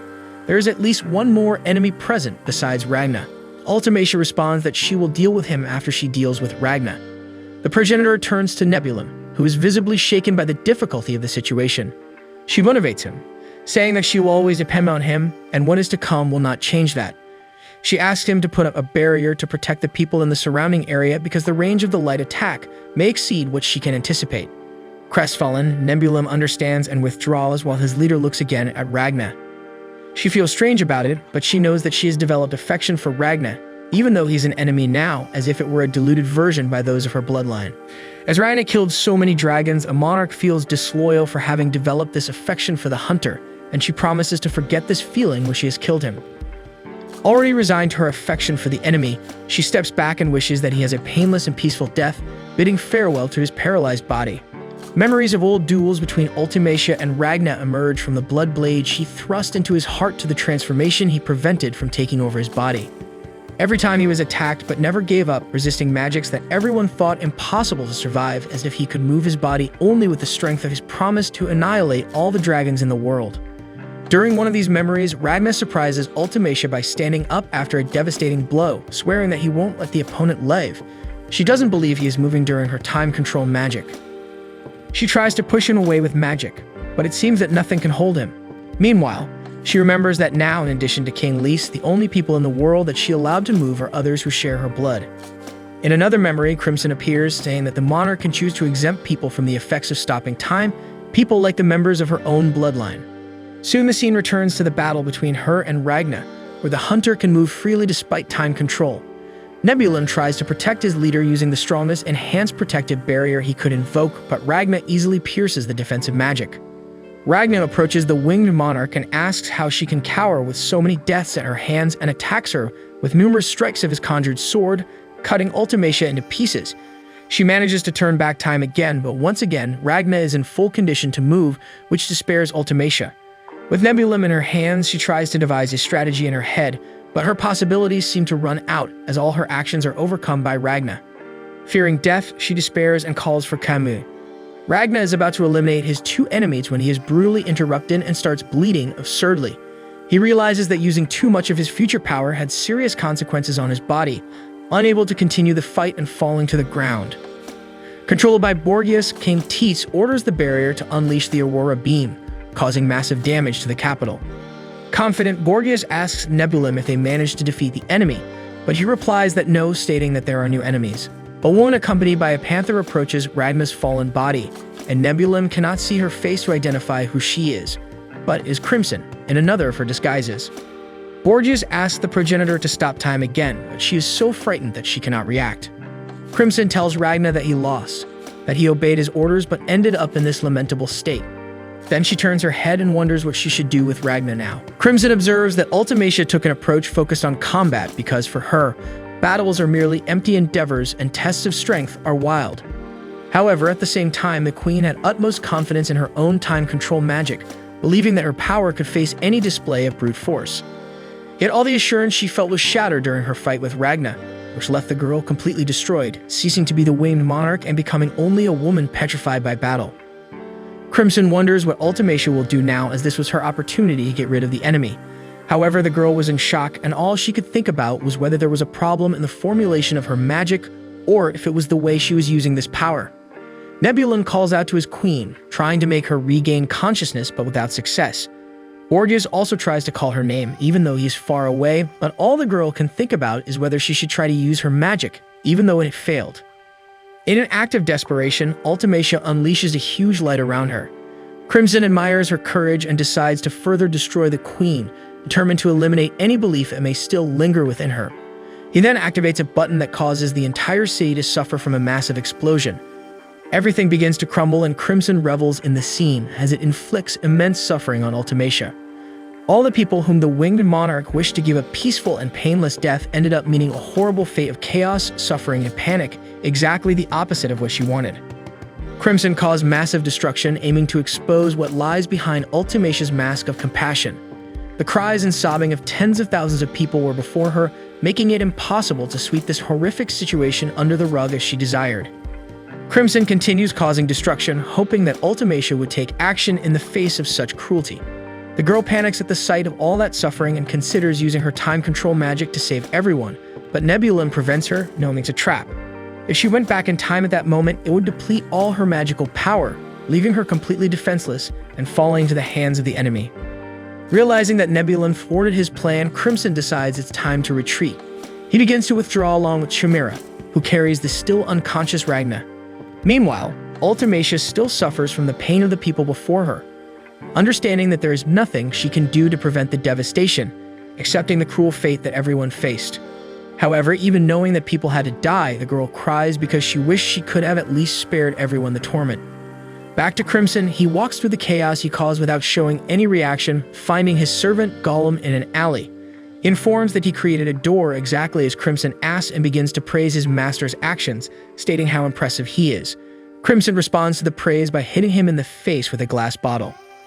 He says that the Great Clock Tower should also have a bomb implanted and there weren't enough explosions on the castle walls, asking why this happened.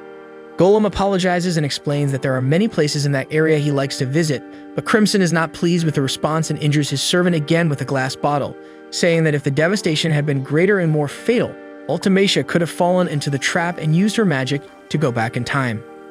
Gollum apologizes again and thinks that he was afraid Crimson had changed after meeting Ragna for no reason, as he continues to be the same boss as always. After that, Crimson turns the key to a secret door and asks Gollum to get rid of that body to monitor the subsequent movements of the lineage in its base form. Gollum questions his master's order, as that was a task serving only as punishment.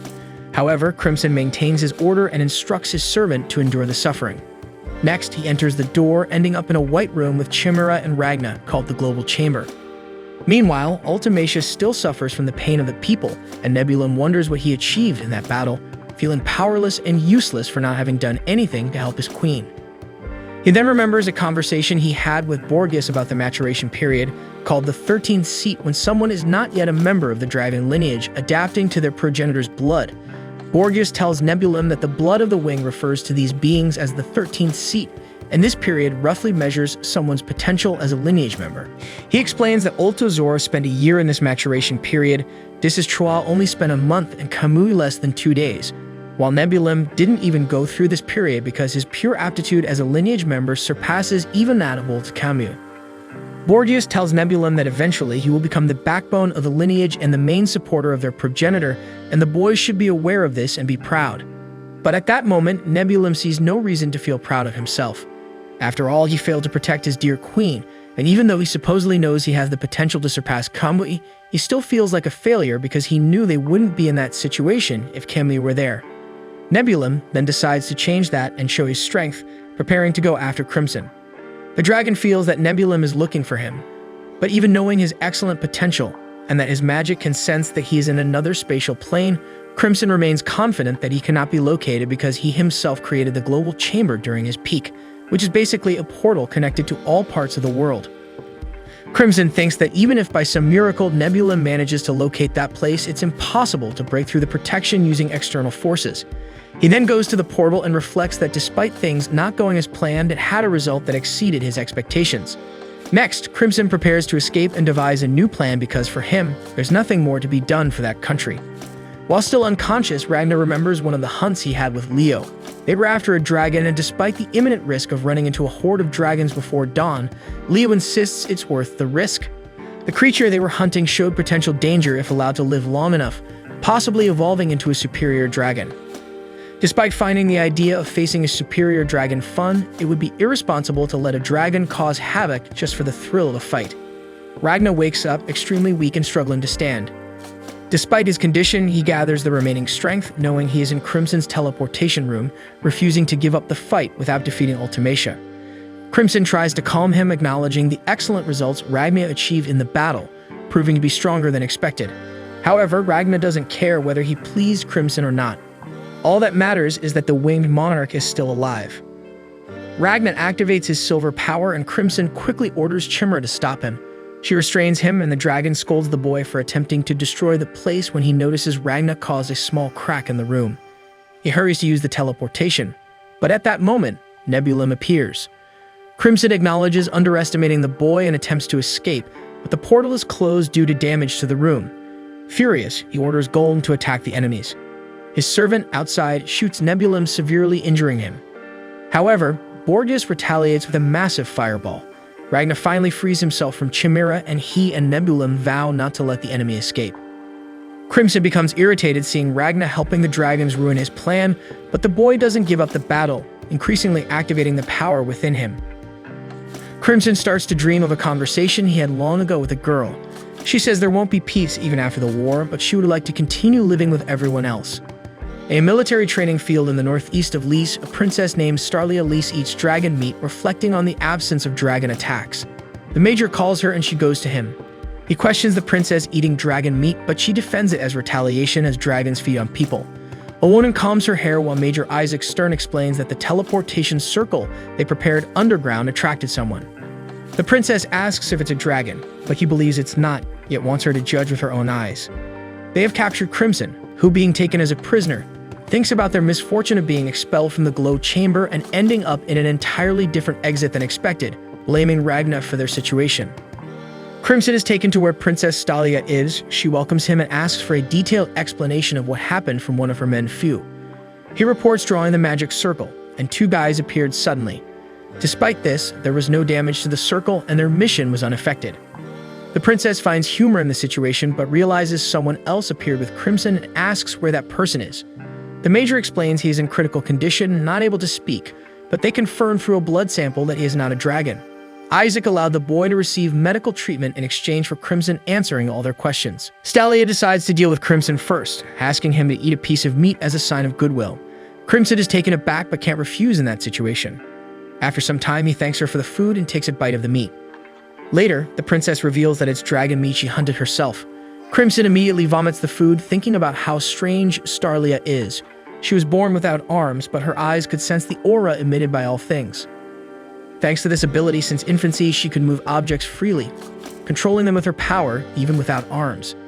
The first time she did it, she moved a set of cutlery, earning her the title of Princess of Cutlery by her people, who believe she's a miracle granted to the world by the sun god. The girl's fame is so widespread that half the world knows about her. At 6, she defeated 3 lower dragons. At 7, she hid her identity to compete in a combat tournament, which she won. By 8, she killed a horde of dragons, including 2 medium ones. However, the princess didn't stop there. At 9, she thwarted a coup attempt by a general, and after turning 10, she used her special abilities to develop silver equipment, quickly becoming a master craftsman. Currently, at 16 years old, she commands the Argentum Court, a combat unit with equipment she created herself capable of killing even Dornia, a superior dragon. However, Crimson's hatred for Stalia is not related to her strength, but to the fact that she is extremely difficult to deceive. The princess states that she will begin the interrogation and asks Crimson to answer carefully because lies won't fool her. Stalia then asks who he is and how he arrived at that location. Crimson thinks that this is an opportunity to resolve the entire situation since he knows that the Argentum Court is planning to escape the country through the teleportation circle. They are being pursued by Ulto, Zora, and Terratectra, 2 superiors they cannot face, leaving only the option to flee. In this situation, their objective aligns with that of the dragon. The problem is Stalia's starry eye is receptive to aura, which contrary to popular belief doesn't mean silver but all life since all beings produce their own aura. It's challenging to deceive Stalia, who can see changes in aura accompanying the emotions of a being and use this ability to determine the sincerity of people. Crimson thinks that a good way to handle this problem is to include a lot of truth in a small act, though it's quite challenging. It's a way to deceive the princess. He thinks this situation is unfair as he's in it because of Ragna, while the boy sleeps like a baby. Stalia questions Crimson's lack of response, considering whether she should take it into account. He apologizes immediately. The dragon is annoyed with himself for wasting time thinking unnecessarily, but celebrates as Stalia didn't notice his irritation, meaning his plan to deceive her would work. Crimson then reveals his dragon eye to everyone and begins to use his acting talent to deceive the princess's eyes. 7 years ago, we see Princess Steria talking to a lieutenant colonel. The man seems uneasy about the girl's presence and asks what she wants.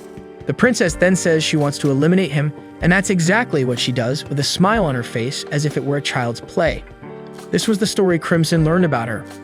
As this incident was committed publicly, people thought the child was a bit crazy. However, after investigations, it was discovered that the man was an infiltrator from an enemy country preparing a coup. When asked how she knew, Steria simply replied that she only needed to look at a person to know if they should be eliminated. In the present, everyone is surprised by Crimson's dragon eye. Deep down, he knows it was the right choice because these people are familiar with magic. Many humans born or becoming mages have some non-human part in their bodies. In his case, the eye adds credibility to the lie. Faced with a woman capable of sending him to his demise if she suspects anything, there was no other way out of this situation. Crimson introduces himself as Krish Weiss, a mage who hides his identity and works as a pharmacist. When asked about the situation in the capital, he puts on a frightened expression and says everything was going well until there were explosions.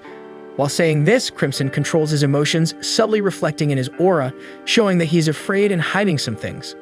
About the capital, he mentions many explosions at once and she doesn't know the current situation because she was trying to evacuate with an injured companion using teleportation magic. Hiding that the explosions were his fault, Krish says it was when they suddenly found themselves in the magic circle. One of the men questions how the mage learned magic since no one does it alone. The guy suggests she deserted the Sun sect, but this aligns with Crimson's script. Now is the time to show some uneasiness. He pretends to be concerned, saying he never belonged to that elite. The guy concludes that he is right, commenting that the sect does not tolerate deserters, so it's no surprise he wants to flee to a country outside their influence. With this, the redhead thinks he has imposed his identity since the Sun sect is the only human faction capable of facing higher-level dragons. This leads him to believe the conclusion of this situation is for them to accept him as an advisor to the group due to his supposed past. However, it won't be that easy. Staria says he lies very well, mixing lies with real facts. She mentions her ability to detect liars because her eyes see a person's aura, perceiving fluctuations caused by strong emotions. This is not true, as with training, aura can be controlled. What she sees is the color of the aura.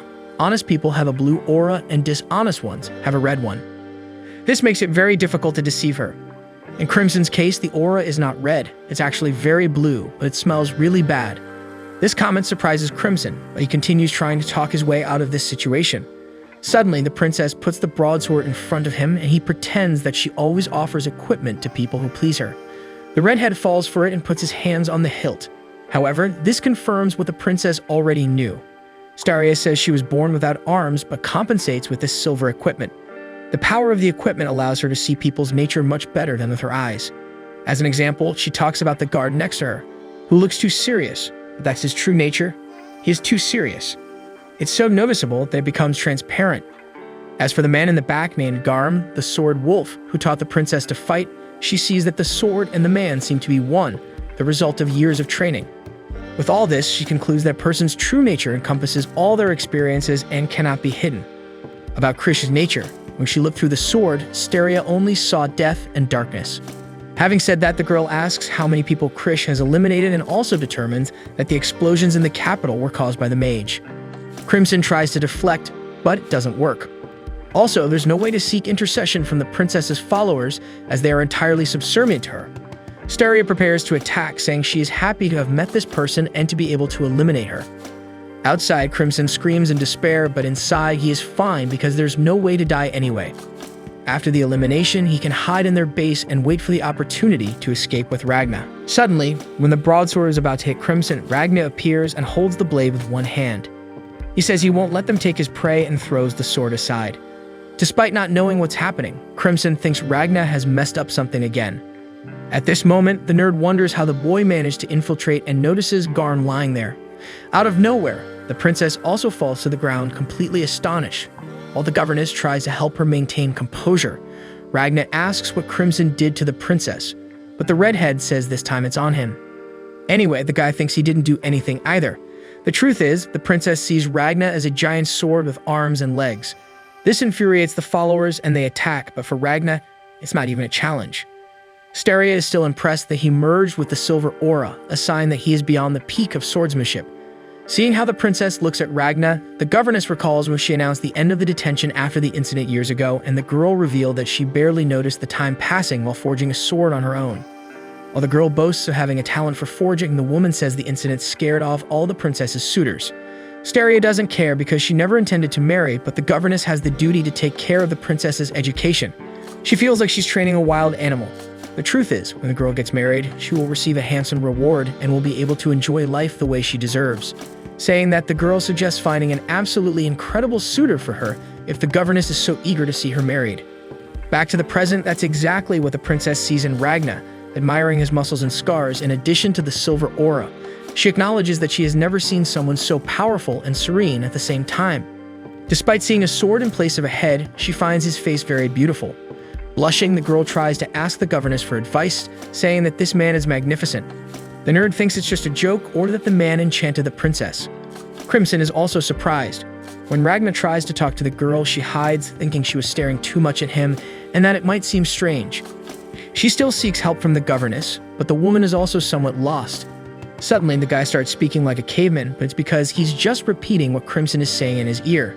Thus, he ends up saying that he doesn't intend to fight and will follow all orders as long as no one else tries to eliminate the redhead. With that, the duo ends up in a cell.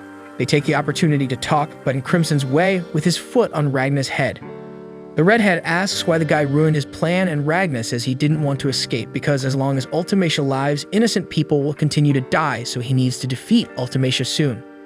Anyway, the redhead says it was time to escape and also mentions that Ragna messed everything up, destroyed his hideout, and now no one knows where Gollum and Chimera are. When Crimson asks how he plans to fix all this, Ragna responds that it will be by eliminating Ultimacia. Crimson steps even harder on the guy's head, who says it's starting to hurt. He then says he's just restoring the flow of his aura as Ragna exerted himself too much in the previous fight. Having said that, the guy thanks Crimson because when he recovers, he can return to battle. Crimson complains about the guy's stubbornness. Suddenly, Ragna asks about the slime. In fact, Crimson forgot about the servant but quickly reconstructs it faster than preparing instant noodles. The guy is confused but happy to see Crimson's face. He says it shrank and weakened because of Ragna, who apologizes. Now the question is where they are exactly. Crimson explains that it is a military base in the north of Reese, installed in the complex of a lost civilization. However, the residents are in a dangerous situation, and the explanation might discourage them from returning to the capital. Meanwhile, civilians complain about the situation to the guards. They want to know what's happening and want to see the princess. The truth is, these people were brought without explanation and are living confined. This could turn into a riot. The nerd says it was better to bring them to prevent them from falling into the trap of going to the capital. But leaving that aside, the nerd wants the other guy not to tell anyone about the intruders. It turns out that the mage the princess condemned to immediate death and the warrior who defeated Garm in the blink of an eye are too powerful and can shake the morale of the troops. The guy asks for payment for his silence, but the nerd refuses to bribe a colleague. Suddenly, another duo appears running to ask about Garm's defeat. It was him who told them when they found him crying in a corridor. Since Garm is the most powerful swordsman in the kingdom, losing to a young man must have been a big psychological shock. The shorter one, named Shin, gets excited to face the person who defeated Garm. The nerd tries to force them to make the reports before saying anything, but he doesn't have much authority with these guys. Suddenly, two blonde girls appear asking about the princess being in love with the intruder, and it seems that Ragna is the talk of the moment. The princess, on the other hand, is indeed thinking about the swordsman when the governess rebukes her with a slap. This is to show how distracted she is by passion, since she should have easily avoided the attack. Before admitting, the princess says the woman's muscles have atrophied her brain and compares her to a gorilla. The governess proceeds with another attack and tells the girl to admit it. Staria continues to compare Ragna to a sword and is surprised to be attracted only by a man's appearance. The woman says it doesn't matter the reason, the fact is that she found love. However, the Silver Brigade is powerful and managed to gather a strong group, uniting soldiers, guards, dragon hunters, mages, and assassins under the same banner, all because of the princess's leadership. Passion should not be harmful, but only if Staria does not neglect her responsibilities, as the world needs a figure ready to shine under this burden. Upon hearing this, the girl declares herself as such a figure. In the meantime, Ultimacia is having a vision in which she apologizes to the deity for being defeated. Soon, the girl transforms into her sister, asking why she wasn't saved. She wakes up from this nightmare and tries to use her time control power, but can only freeze for a few seconds. In the base the Silver Brigade gathers, Princess Staria requests reports from the blonde, Christopher, and the short one, Shin. They begin explaining that the dragons are acting strangely. There has been no activity until this morning, but it doesn't seem like they have malicious intentions. They got close to the dragons and noticed that the creatures wouldn't immediately attack if a signal were given. The twins remark that it feels as if the creatures are occupied and resembles a funeral. After careful thought, Staria suggests it's a good opportunity. She believes the dragons don't intend to let them escape, or they would have lifted the siege already. Some problem must have affected the higher-ranking dragons. She asks the girl with bangs, Majorca Abbott, how long it will take for the teleportation circle to be ready. The girl replies that according to Fu, it will take 1 day if everyone works themselves to death, but realistically, it will take 2 days. Upon hearing this, the princess orders them to finish in 1 day without anyone going to the base. She also declares that the country has already lost. On the first night, the capital and 5 more cities fell. No one knows how many citizens were devoured by dragons. The only option now is to escape with the 1,500 citizens gathered in this place despite it being shameful. It's a way to show the dragons they can't always do as they please. She concludes the speech with a motivational phrase. At this moment, the dew of prisoners arrives, with Crimson sarcastically praising the speech. With the princess mortified, Shin and Christopher confront Ragna, but the nerd tries to downplay the situation. He advises everyone to behave. Assessing the skill level of this group, Ragna concludes that there are people even stronger than Leo in this place. When the nerd asks about the guards of the cell, Crimson says he asked them to let them pass, and they kindly agreed. Getting straight to the point, the redhead says he would like to help with the escape plan. He knows the intention is to use dragon blood as a source of magical energy for teleportation, and despite being a solid plan, it won't work. He explains that the enemy's military power is much greater. Crimson ends by saying he can provide information about the dragons, and better yet, can provide a super weapon capable of taking down superior dragons alone, which is the Reaper Ragna. Furthermore, if they don't cooperate, everyone in this place will probably meet their end. The princess is completely paralyzed by Ragna, leading to a discussion where all brigade members speak at the same time. The tutor finally knocks the girl on the table with a blow, bringing her back to her senses, and she dismisses Crimson's words as nonsense. As she approaches, she leaves a board between the prisoners. Shin loses patience and asks if they should finish off Ragna. He looks behind the wood to try to talk to her, and Staria becomes embarrassed again. Crimson then seizes the opportunity to mention that the Mad Maestro, Ultozora's main role is to manage and lead military affairs. His power is chemical synthesis. He can create potent substances that eliminate or hypnotize targets through changes in his own blood. Moreover, Ulto can spread the compounds like a mist, covering a large area. However, these chemicals neutralize instantly in sunlight, and silver can also stop them. Another piece of information is that he can use his ability on his own forces, making them much stronger and maintaining total control through hypnosis. Staria says there is no guarantee that this information is true. Even with her ability, she prefers to be suspicious of Crimson. He then brings Ragna into play, as Crimson is entirely incompatible with the princess, so Ragna has a much better chance of convincing her. In a flashback, the Dew in the cell discusses the situation. Crimson calculates that at least 10,000 dragons will attack the base transported by the Twisted Shadow, and the leaders will be the superior dragons Ultozora and Terratectra. The base has only 350 soldiers to protect the 1,500 civilians, meaning no one will survive. To confirm this prediction, Crimson asks if Princess Silverware and her companions were in Ragna's future. Crimson's proposal is for Ragna to forget Ultimacia for now so they can escape the country. Ragna will do what he can to ensure the humans in this base escape the dragons. The decision is Ragna's. In the present, Ragna shows he has already made his decision when he begins talking to the princess. He mentions the insults she directed at Crimson, agreeing with all of them, calling him despicable and worse. Despite everything, the only thing to trust about Crimson is his desire to slay dragons, and that's why they joined forces, to exterminate all dragons. Furthermore, Ragna introduces himself as the world's best dragon hunter and asks to be used by the princess. The princess is taken aback, but her expression reflects the effort she's making not to scream yes in response to the request from the man she has fallen in love with.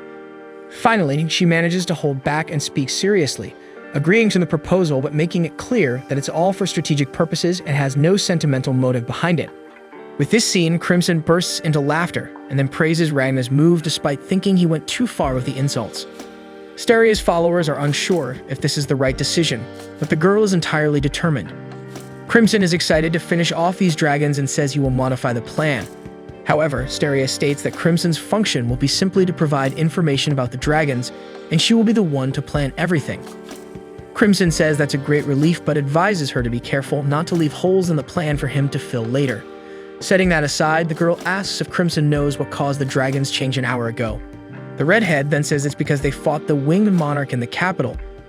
It's probably causing a commotion, making them run to the capital. In the meantime, Ultozora and Terratectra attack Bogios to inquire about the current location of the progenitor. We then see Ultimacia being visited by Woltakamui, who, with a head in hand, comments that she lost control of time and mentions the unpredictable power gained from another person. Ultimacia asks how he got through Nebulum, and he says Nebulum let him in without any issues. Then he extends the head for her to recognize him as the leader of the warriors who eliminated Troa. Woltakamui comments that the man wasn't very strong but had a good end. He wants to reveal the words the warrior said before being eliminated, but Ultimacia isn't interested in the last words of someone who met a cruel fate. Woltakamui, who sees no value in anyone, says the man was weak but remained a dragon hunter until the end. Anyway, since she doesn't want to know, he decides to keep it to himself. Suddenly, he grabs a sword and offers it to her, saying he took it from one of the dragon hunters. Ultimacia is startled, while Woltakamui mentions that he has to make an effort not to get a numb hand while holding the object. The monarch asks him to remove the sword, but he is so persistent that without realizing it, she takes the object and delivers a strike, leaving a vertical silver mark. He then comments that she is holding the sword. Upon realizing this, Ultimacia feels the chill of the object and immediately lets go. Now Woltakamui begins to talk about the reason she can no longer control time, a simple thing. She lost it in her heart. He explains that magic is a way to change the world and requires 3 things: magical power to create change, a process that gives direction to the change, and confidence to control the change after it has occurred. It's a mental block, and he suggests that she probably visualizes the enemy mentally when trying to use the power. The monarch mentions that the enemy could move even when she stopped the world. Woltakamui confesses that he doesn't know why the opponent didn't stop, but the reason she can no longer stop the world is that she lost it in her heart. It's basically trauma. Hearing this shocks Ultimacia, who wonders what she must do to regain the use of time control magic. Woltakamui then responds that she needs to forget the fear, giving the example of the sword that frightened her but that she suddenly took without hesitation to attack him. At that moment, the monarch forgot about the fear because of the anger she felt. Despite the explanation, she says it's not that easy when it comes to this trauma. Thus, Woltakamui tells her to command him to destroy the source of her fear. Ultimacia is silent, while he insists and asks what she wants him to do until she decides not to give that command. She determines that losing the ability is simply her personal failure, so she cannot use her greatest weapon, Woltakamui, to regain the power. Now the priority is to destroy this country, so that the world can be shaped according to God's will. This is her only function as the winged progenitor. With this, Woltakamui tells her to say what she really wants, which is revenge. The monarch is a bit confused, and suddenly, he puts her in bed and says he will tell her what he really wants first. He says he is furious that someone tried to eliminate his woman while he was away. Ultimacia then takes the sword and hits him again because of the bold comment. Enraged, she continues attacking and says that if he doesn't intend to listen to her, he can go fight. However, he says he wants to fight under her orders. He won't lower himself because she's the progenitor or worship her like a saint. He only sees the monarch as an unbalanced woman who he follows by his own will, not caring about divinity or loyalty to their lineage.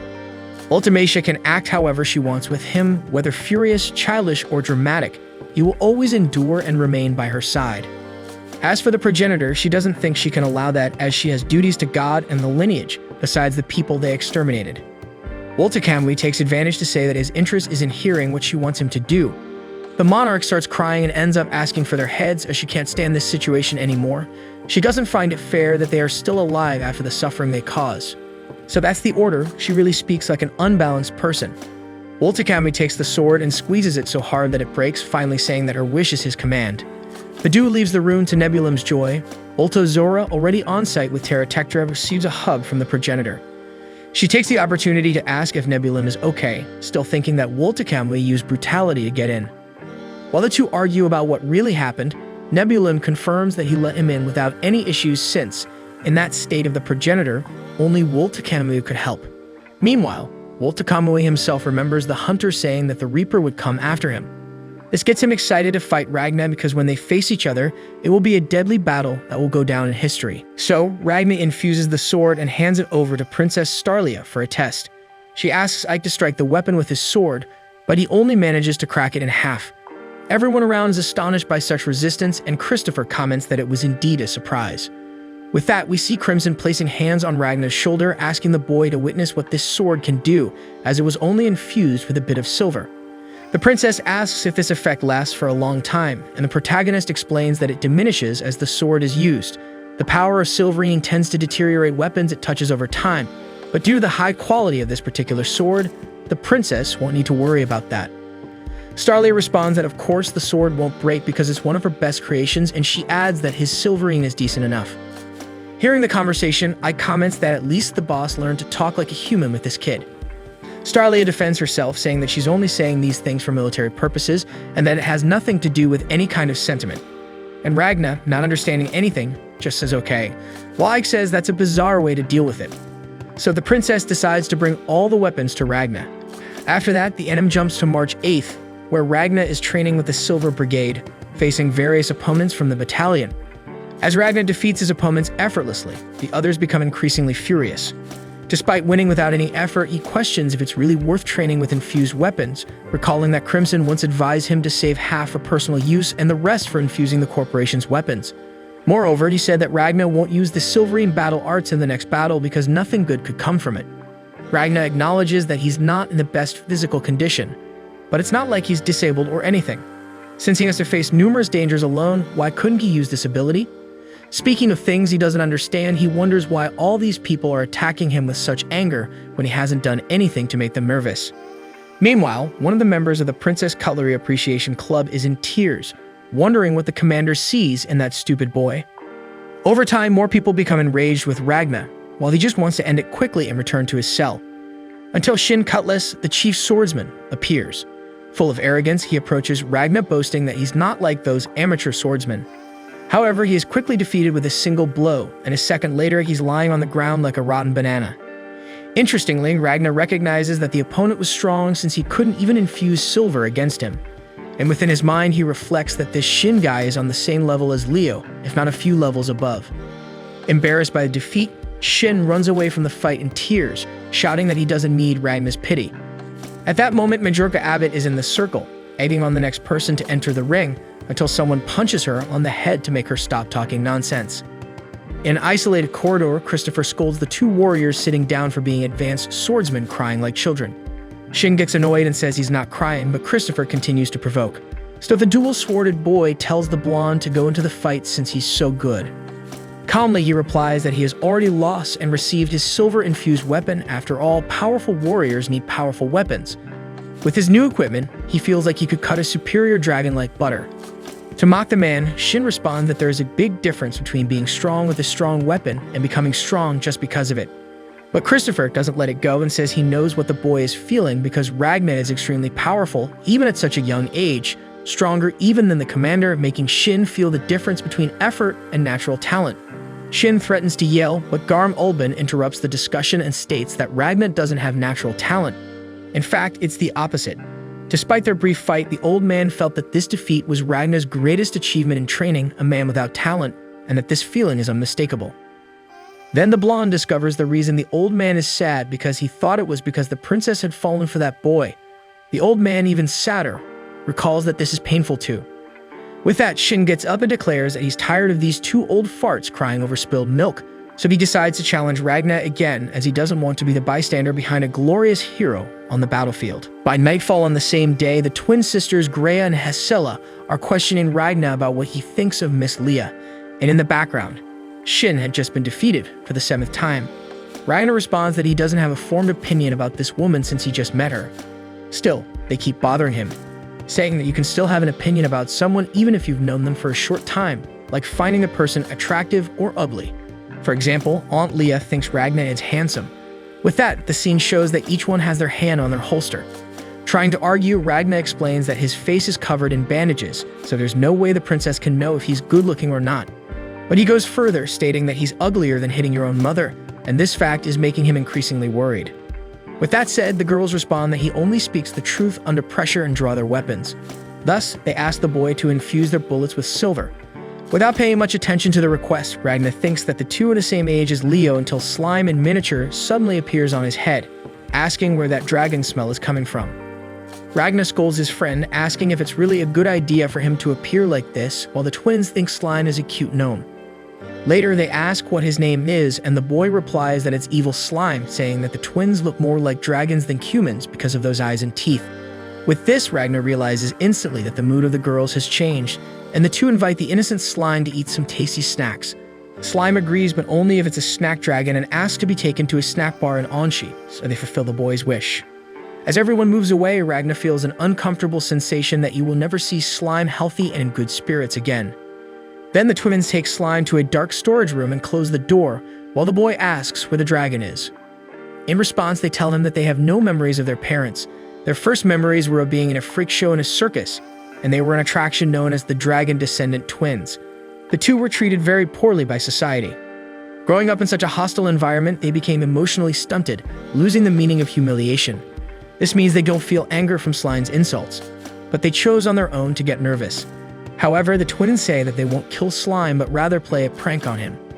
Far away, Master Fu reflects that magical powers are the means to direct the changes they create, and with a trick, he conjures fire into his hands. However, there are other methods to shape the world. He reflects that for those who master the method, there are various ways to manifest a kind of power. For example, superior dragons are masters of the most powerful form of magic, and the blood that runs in their veins is a form of magical expression. Simply by imagining the change they desire, they can conjure the magic they are thinking of, which is why they are powerful, to the point where thaumaturgy tries to imitate them. Magical circles are shaped from the flow of dragon blood. The center of the circle is the heart, and magic circulates through the veins.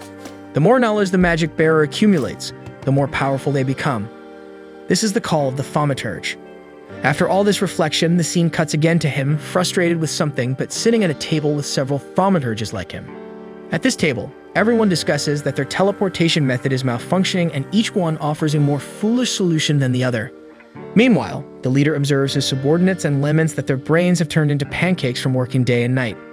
Therefore, he suggests that everyone use imagination and creativity to overcome the teleportation problem, as recent research has led nowhere. However, one of the subordinates reminds them that the dragons are supposed to arrive tomorrow, so there's a risk that there won't be time to fix the circles. Until Crimson appears at the table and explains that he is there because Fu needs him to solve this little problem they are having.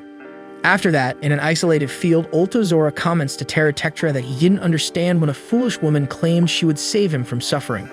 Nevertheless, it happened exactly as she said. The fire of hatred burning within him was extinguished. While having these memories of when he was human, he regrets not feeling the emotions that should accompany those memories. The only thing he feels is a deep affection for the Dragon Monarch, who stole everything precious to him. And the most shocking part of all this is that he doesn't even feel ashamed to admit it. So he turns to Terratectra, who once was Arnaldo, and asks what he thinks of all this. The other dragon replies that there's one thing that hasn't changed. They are still warriors and comrades in arms. Having said that, he decides to swear never to experience the humiliation of losing his sovereign again, even if it is the Dragon Monarch who stole this human sovereign. Whether man or dragon, that doesn't change his purpose or his way of living. As Terratectra speaks, we are going back to the past, where he and Zora discuss the plan. Ulto remembers that there are two things that need to be done: destroy this country and kill Reaper and his friends for daring to attack Tia. Watching the conversation, Ulta Kamui interrupts the reasoning and calmly states that they don't need to worry about Reaper and his friends because he will handle them alone. But Zora shows disbelief and calls his companion stupid for thinking that way, since Tia is without her time control powers and weakened. If she dies, it will be the end of all dragons. Therefore, facing all enemies with only one member is foolish. But Kamui remains confident, and while insulting Zora as stupid and other things, he responds that he doesn't take orders from him and reminds that the queen asked him to deliver the heads of the enemies. Then Ulto Zora turns to the monarch and asks if this is really true. Ultimacia regrets and confesses that she gave that order but starts to back down, causing Wolt Kamui's revolt. The second in the lineage asks the princess if that heated discussion they had in bed meant nothing, and the princess, embarrassed, responds that she wasn't in her right mind at that moment. Zora interrupts and asks what kind of talk that is, and Wolt Kamui retorts that he doesn't owe an explanation to any old witch. Interrupting the fight, Nebulon comments that they don't need to look for the enemy because they will come to them. Zora asks how he knows that, and the boy responds that it's just a battle intuition. As he speaks, memories of his fight against Ragna invade his mind, making him affirm with hatred that he will protect the princess at all costs. To provoke, Zora praises the boy's courage and comments that he has finally become a little man.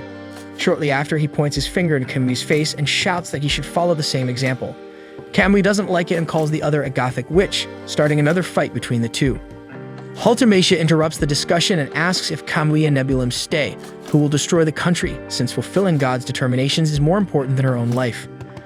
Boldly and shaking his silky hair, Ulto Zora says to leave it to him, but asks the queen to understand that he no longer intends to be merciful with humans. The original plan was to gather as many humans as possible in the capital and have Nibu's barrier erase them all without suffering or fear. After doing this in the capital, they would move on to the next city and do the same. But this would not be possible without some dose of violence. Convinced by the argument, Ultimacia decides not to question the methods of the lineage. From then on, it was without mercy. This response satisfies Zora, but he continues to recite the plan, saying that they should order the 40,000 inferior and median dragons in this country to attack the enemies.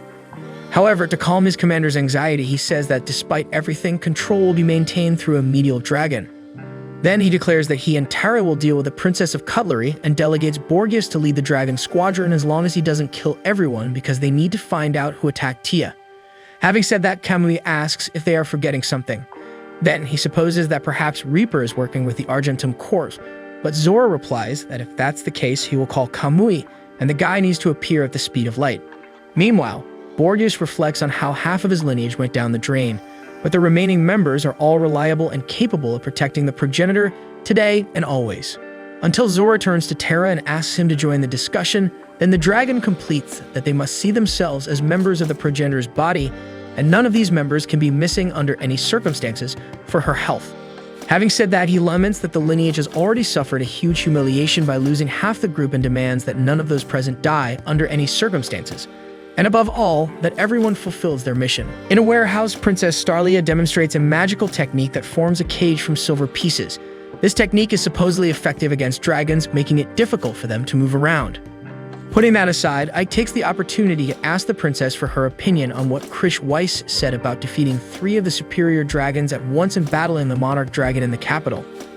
Upon hearing this, the princess mentions Ike's vision problem metaphorically, stating that everything Krish said is clearly a mix of truths and lies. Therefore, one should not be distracted by non-essential information.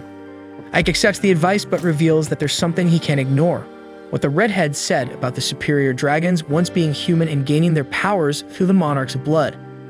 According to Crimson, even Ulto Zora and Terratectra were once famous human warriors. Regarding this, the princess confirms it as true, stating she had suspected it as well. She uses the twins Majorca and Fu as examples, saying that individuals born with high levels of magical power often have non-human characteristics, and the more powerful they are, the more pronounced these characteristics become. So the question remains about the fact that the highest order dragons are so similar to humans. They are not imitating humans, but rather humans who have become dragons. Contemplating this, Ike is apprehensive about the upcoming battle, but Starlia says it's easier to fight when dealing with a different species. After all, humans hunt other animals for food, so they shouldn't worry about this information about the superior dragons. The fact that they were once human only gives more reason for this conflict, so Ike should not hesitate. These are the enemies that must be eliminated for their survival. Meanwhile, Ragna wakes up from a nightmare and asks Crimson what time it is. The redhead replies that it's 3 a.m. on the 9th day. The two then catch up on each other's progress, both doing well in their respective roles, especially Crimson, who believes he helped the magicians significantly with the teleportation circle issue. Leaving that aside, he mentions that Ragna is wondering why he advised against using Silverine battle arts, a silver art. But before answering, he asks if Ragna could defeat Woltekemwi if they fought right now. With some difficulty, Ragna admits that he couldn't. Crimson is relieved because his partner at least has that much sense. Woltekemwi is formidable even among the superior dragons, so it's better for Ragna not to confront him at this moment. Moreover, this is the reason for not being able to use Silverine battle arts. The adversaries already know Ragna is a human emitting Silverine from his body, and a common superior dragon wouldn't stand a chance against him. If they discover Ragna's location, Ulta Zoro won't hesitate to call Kamui, who will undoubtedly appear instantly. In the current situation, that would be a certain defeat. Therefore, Ragna's only option is to try to save as many people as he can. Meanwhile, Ike descends a ladder and enters a corridor. When he finds Fu acting strangely and asks who the woman is that ended up making this circle much better. Ike thinks it's good. However, Fu feels humiliated because, in their interaction, Crimson proved to be much more intelligent than him without any arrogance. The circle has improved so much that Fu no longer feels like it's his creation. Back in the cell, the twins return the poor, shattered Mr. Slime to Ragna. After going through all this humiliation, the little one becomes quite sad because he lost the pride of being a superior life form above humans and dragons and having gone through all that. Ragna didn't even know Slime had any sense of pride, but Crimson soon arrives in the cell and asks why the guy returned to this place. Ragna says he can only relax in this location. In any case, Crimson confirms whether the guy saved half of the Silverine in his body and tells him to infuse all the remaining in a single weapon for him to use. In this case, he just needs to take a sword from the princess, but must do it as deep as possible underground to avoid drawing attention from the lineage. Before Crimson leaves, Ragna asks to talk to Mr. Slime, who is in bad shape. What the redhead does is slap him so hard that the little creature splats on the ground and then gets up all happy, as if it doesn't remember anything. The wizard confirms that only a good hit is needed for Slime to forget any bad memories. That said, he tells Slime to keep an eye on Ragna until the end of the imminent battle. Next, the wizard says that the battle will probably start around sunset, so it's good to prepare as quickly as possible.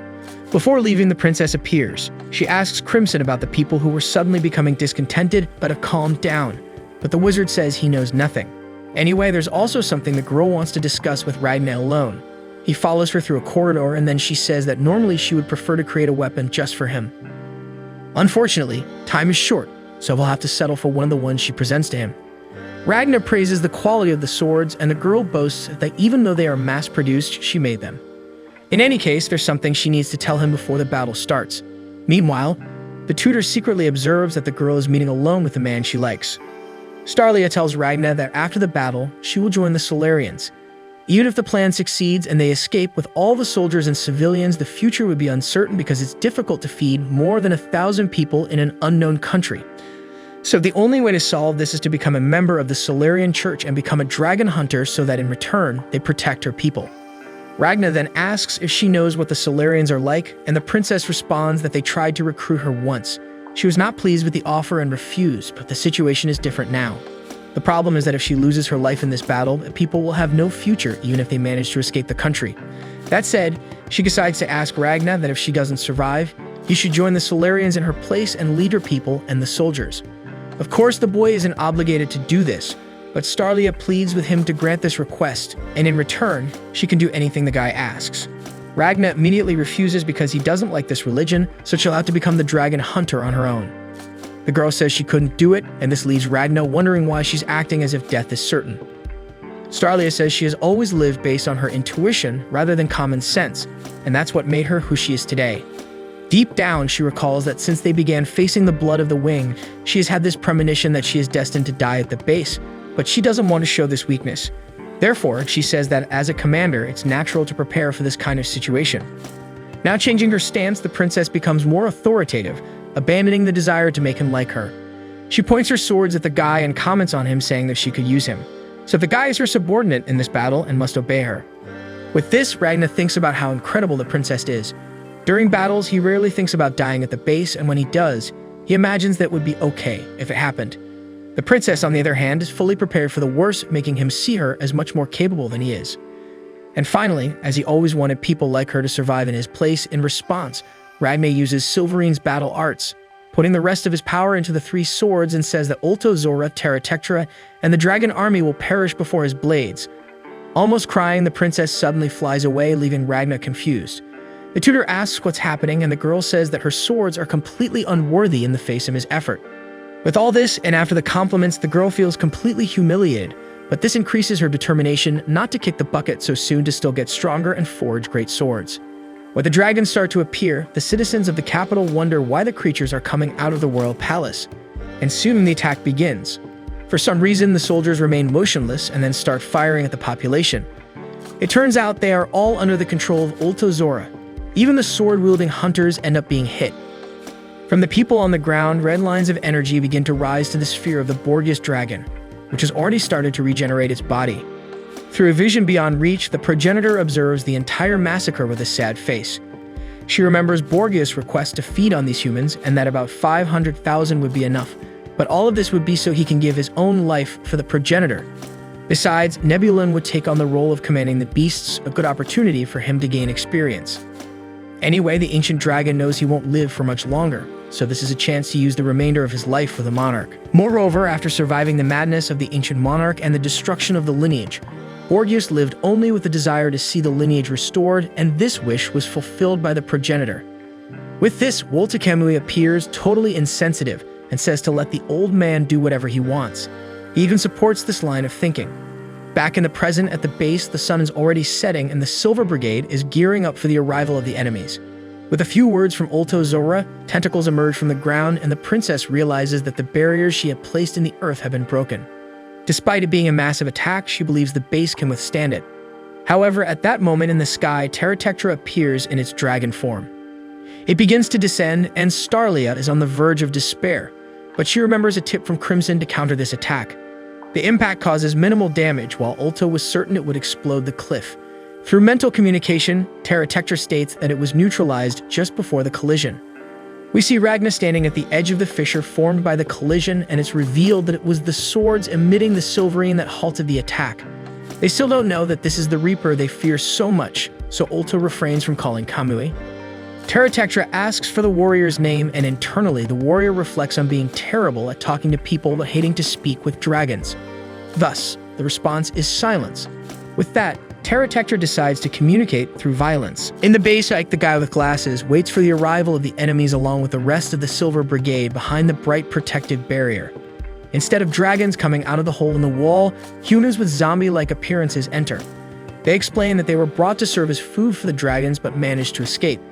The people request shelter and plead with the soldiers not to shoot as they continue to approach. It's at this moment that Ike recalls Crimson talking about Ulto Zora's chemical synthesis power enabling the hypnosis of victims. He tells the others not to lower their weapons, but now the zombies are too close for long-range combat, leaving only close-quarters combat. Nevertheless, the brigade manages to defend well against the zombified foes. Ike is no exception but hesitates when a child zombie appears to attack him. Luckily, Princess Staria shows no mercy and takes out all the advancing invaders. She takes the opportunity to say that they can only save the lives of the civilians they are defending and the soldiers beside each of them. Anyone beyond those mentioned must be eliminated without mercy, or she will have to do it herself. The speech works and the soldiers start attacking fiercely. Staria leaves Ike in charge of the base while she calls the twins, Chris and tutor Nazarena, to join her in attacking the forest.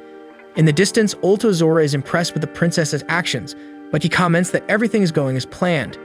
He intends to give a lesson on the battlefield, but the lessons will cost the princess her life. Meanwhile, we learn more about the superior dragons, also known as mature lineage members. Talent is usually measured by the maturation time, with faster maturation indicating greater power. The average is 10 to 15 years, and the quickest ones are ready in just 1 year, while Terra Tectra, for example, took 20 years. During the fight against Ragna, we discover that he doesn't have much talent as a lineage member, but he accumulated significant power during his time as a human. Using Silverine-infused swords, Ragna lands several attacks on the enemy. After damaging the armor a bit, the blades get stuck in a crack in Terra Tectra's shoulder. A superior dragon then uses its own flaming blood to counterattack. Ragna acknowledges that the opponent is tough. He used all his power in the last strike, but couldn't cut off the dragon's arm. Terratectra praises the human's strength, but Ragna refuses the admiration.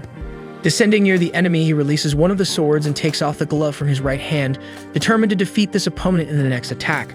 Regardless of what the dragon will do, the boy intends to crush its magic and win, but he needs a high amount of silverine to do so. The problem is that his silverine battle art is dormant in his body for now, so he needs to create another power source outside his body, becoming one with the sword. The blade starts emanating an immense aura of power.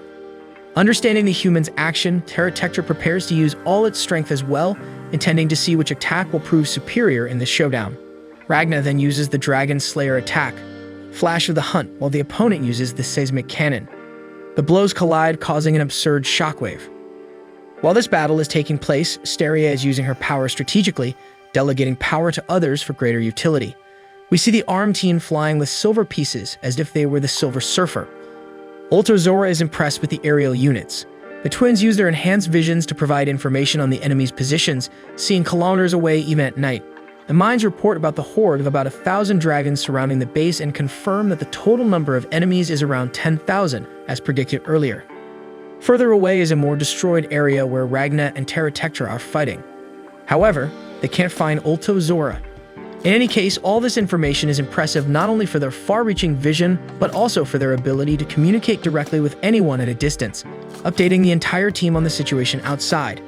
They mention that there are more than 1,500 humans in the area and 2 hordes are approaching the east entrance, totaling 400, possibly waiting for the brigade's attack. But for the princess, that doesn't matter because that's exactly what she wants. Meanwhile, Ultozora uses distant eyes to see the human's situation, discovering that the first sent horde has been annihilated. The situation is tense for the soldiers who had to face the zombified humans, but Steria just wants a chance to vent her anger.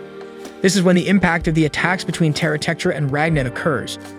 Ultozora is worried, but the armored dragon says it's okay, declaring victory while we see Ragna fallen with Mr. Slime trying to wake him up. Regardless, it's astonishing that a human went head-to-head with Terratectra, who says that despite still being able to fight, it won't be able to use magic for a while after using the Seismic Cannon. Ultozora asks if there was silverine emanating from the human's body, and Terratectra responds that if the opponent had such power, they would have used it. They conclude that this isn't the Reaper who tried to end the progenitor, but Terratectra emphasizes that this enemy may still be on the battlefield, so they shouldn't let their guard down. At Ultozora's suggestion, he tries to take the opportunity to finish the guy off at once by stepping on him with his giant foot, but Ragna escapes at the last moment, surprising the dragons by still being alive. It turns out he survived by transferring the consciousness of his body from the human part to the sword part, so the battle is not over. Some lower dragons appear, whom the boy defeats in an instant. Terratectra says he's not as big of a threat now, and with a sufficient number of smaller enemies, he will be overcome and eliminated at some point. Before the superior dragon departs, Ragna, facing the inferior ones, asks him to wait and questions if they won't converse anymore through their fighting prowess. The big guy then says they've talked enough for him to understand that the kid is stronger than him. Well, he would be if the sword could withstand the power of his technique. Terratectra bids farewell, calling Ragna the man with no name, while receiving new instructions from comrade Ultozora, directing him to the princess's location. Ragna hasn't given up and starts cutting through the inferior dragons, trying to make his way to the superior dragon. The problem is, he's exhausted and heavily wounded, eventually dropping to his knees as hordes of inferior dragons keep increasing, until Shin appears and saves the guy by eliminating the creatures. Next, the soldier pulls Ragna by the collar and questions why he's on his knees. Garm also appears, prompting Ragna to ask why they are in the midst of enemies when they should be defending the base. However, the conversation is interrupted by a dragon attack. The warriors face off against some of these monsters. Now they continue fighting while the old man explains that they haven't abandoned the base. Most entrances have been blocked, so the only way for the enemy now is the north entrance, where Ike's team is, while the princess fights alongside 200 soldiers. Shin states that considering all this, he and Garm came to help Ragna, but the guy insists he doesn't need them and tells them to leave. They continue facing the creatures while Shin calls Ragna stupid for refusing help, but the guy just doesn't want people to keep going from the base in his place. Before finishing his response, the young man slips and falls from the back of the frozen dragon. Shin uses a powerful skill to get rid of several dragons around and approach Ragna. The discussion continues with Ragna insisting on doing everything alone and confirming to Shin that he wants them to hide while he takes care of things.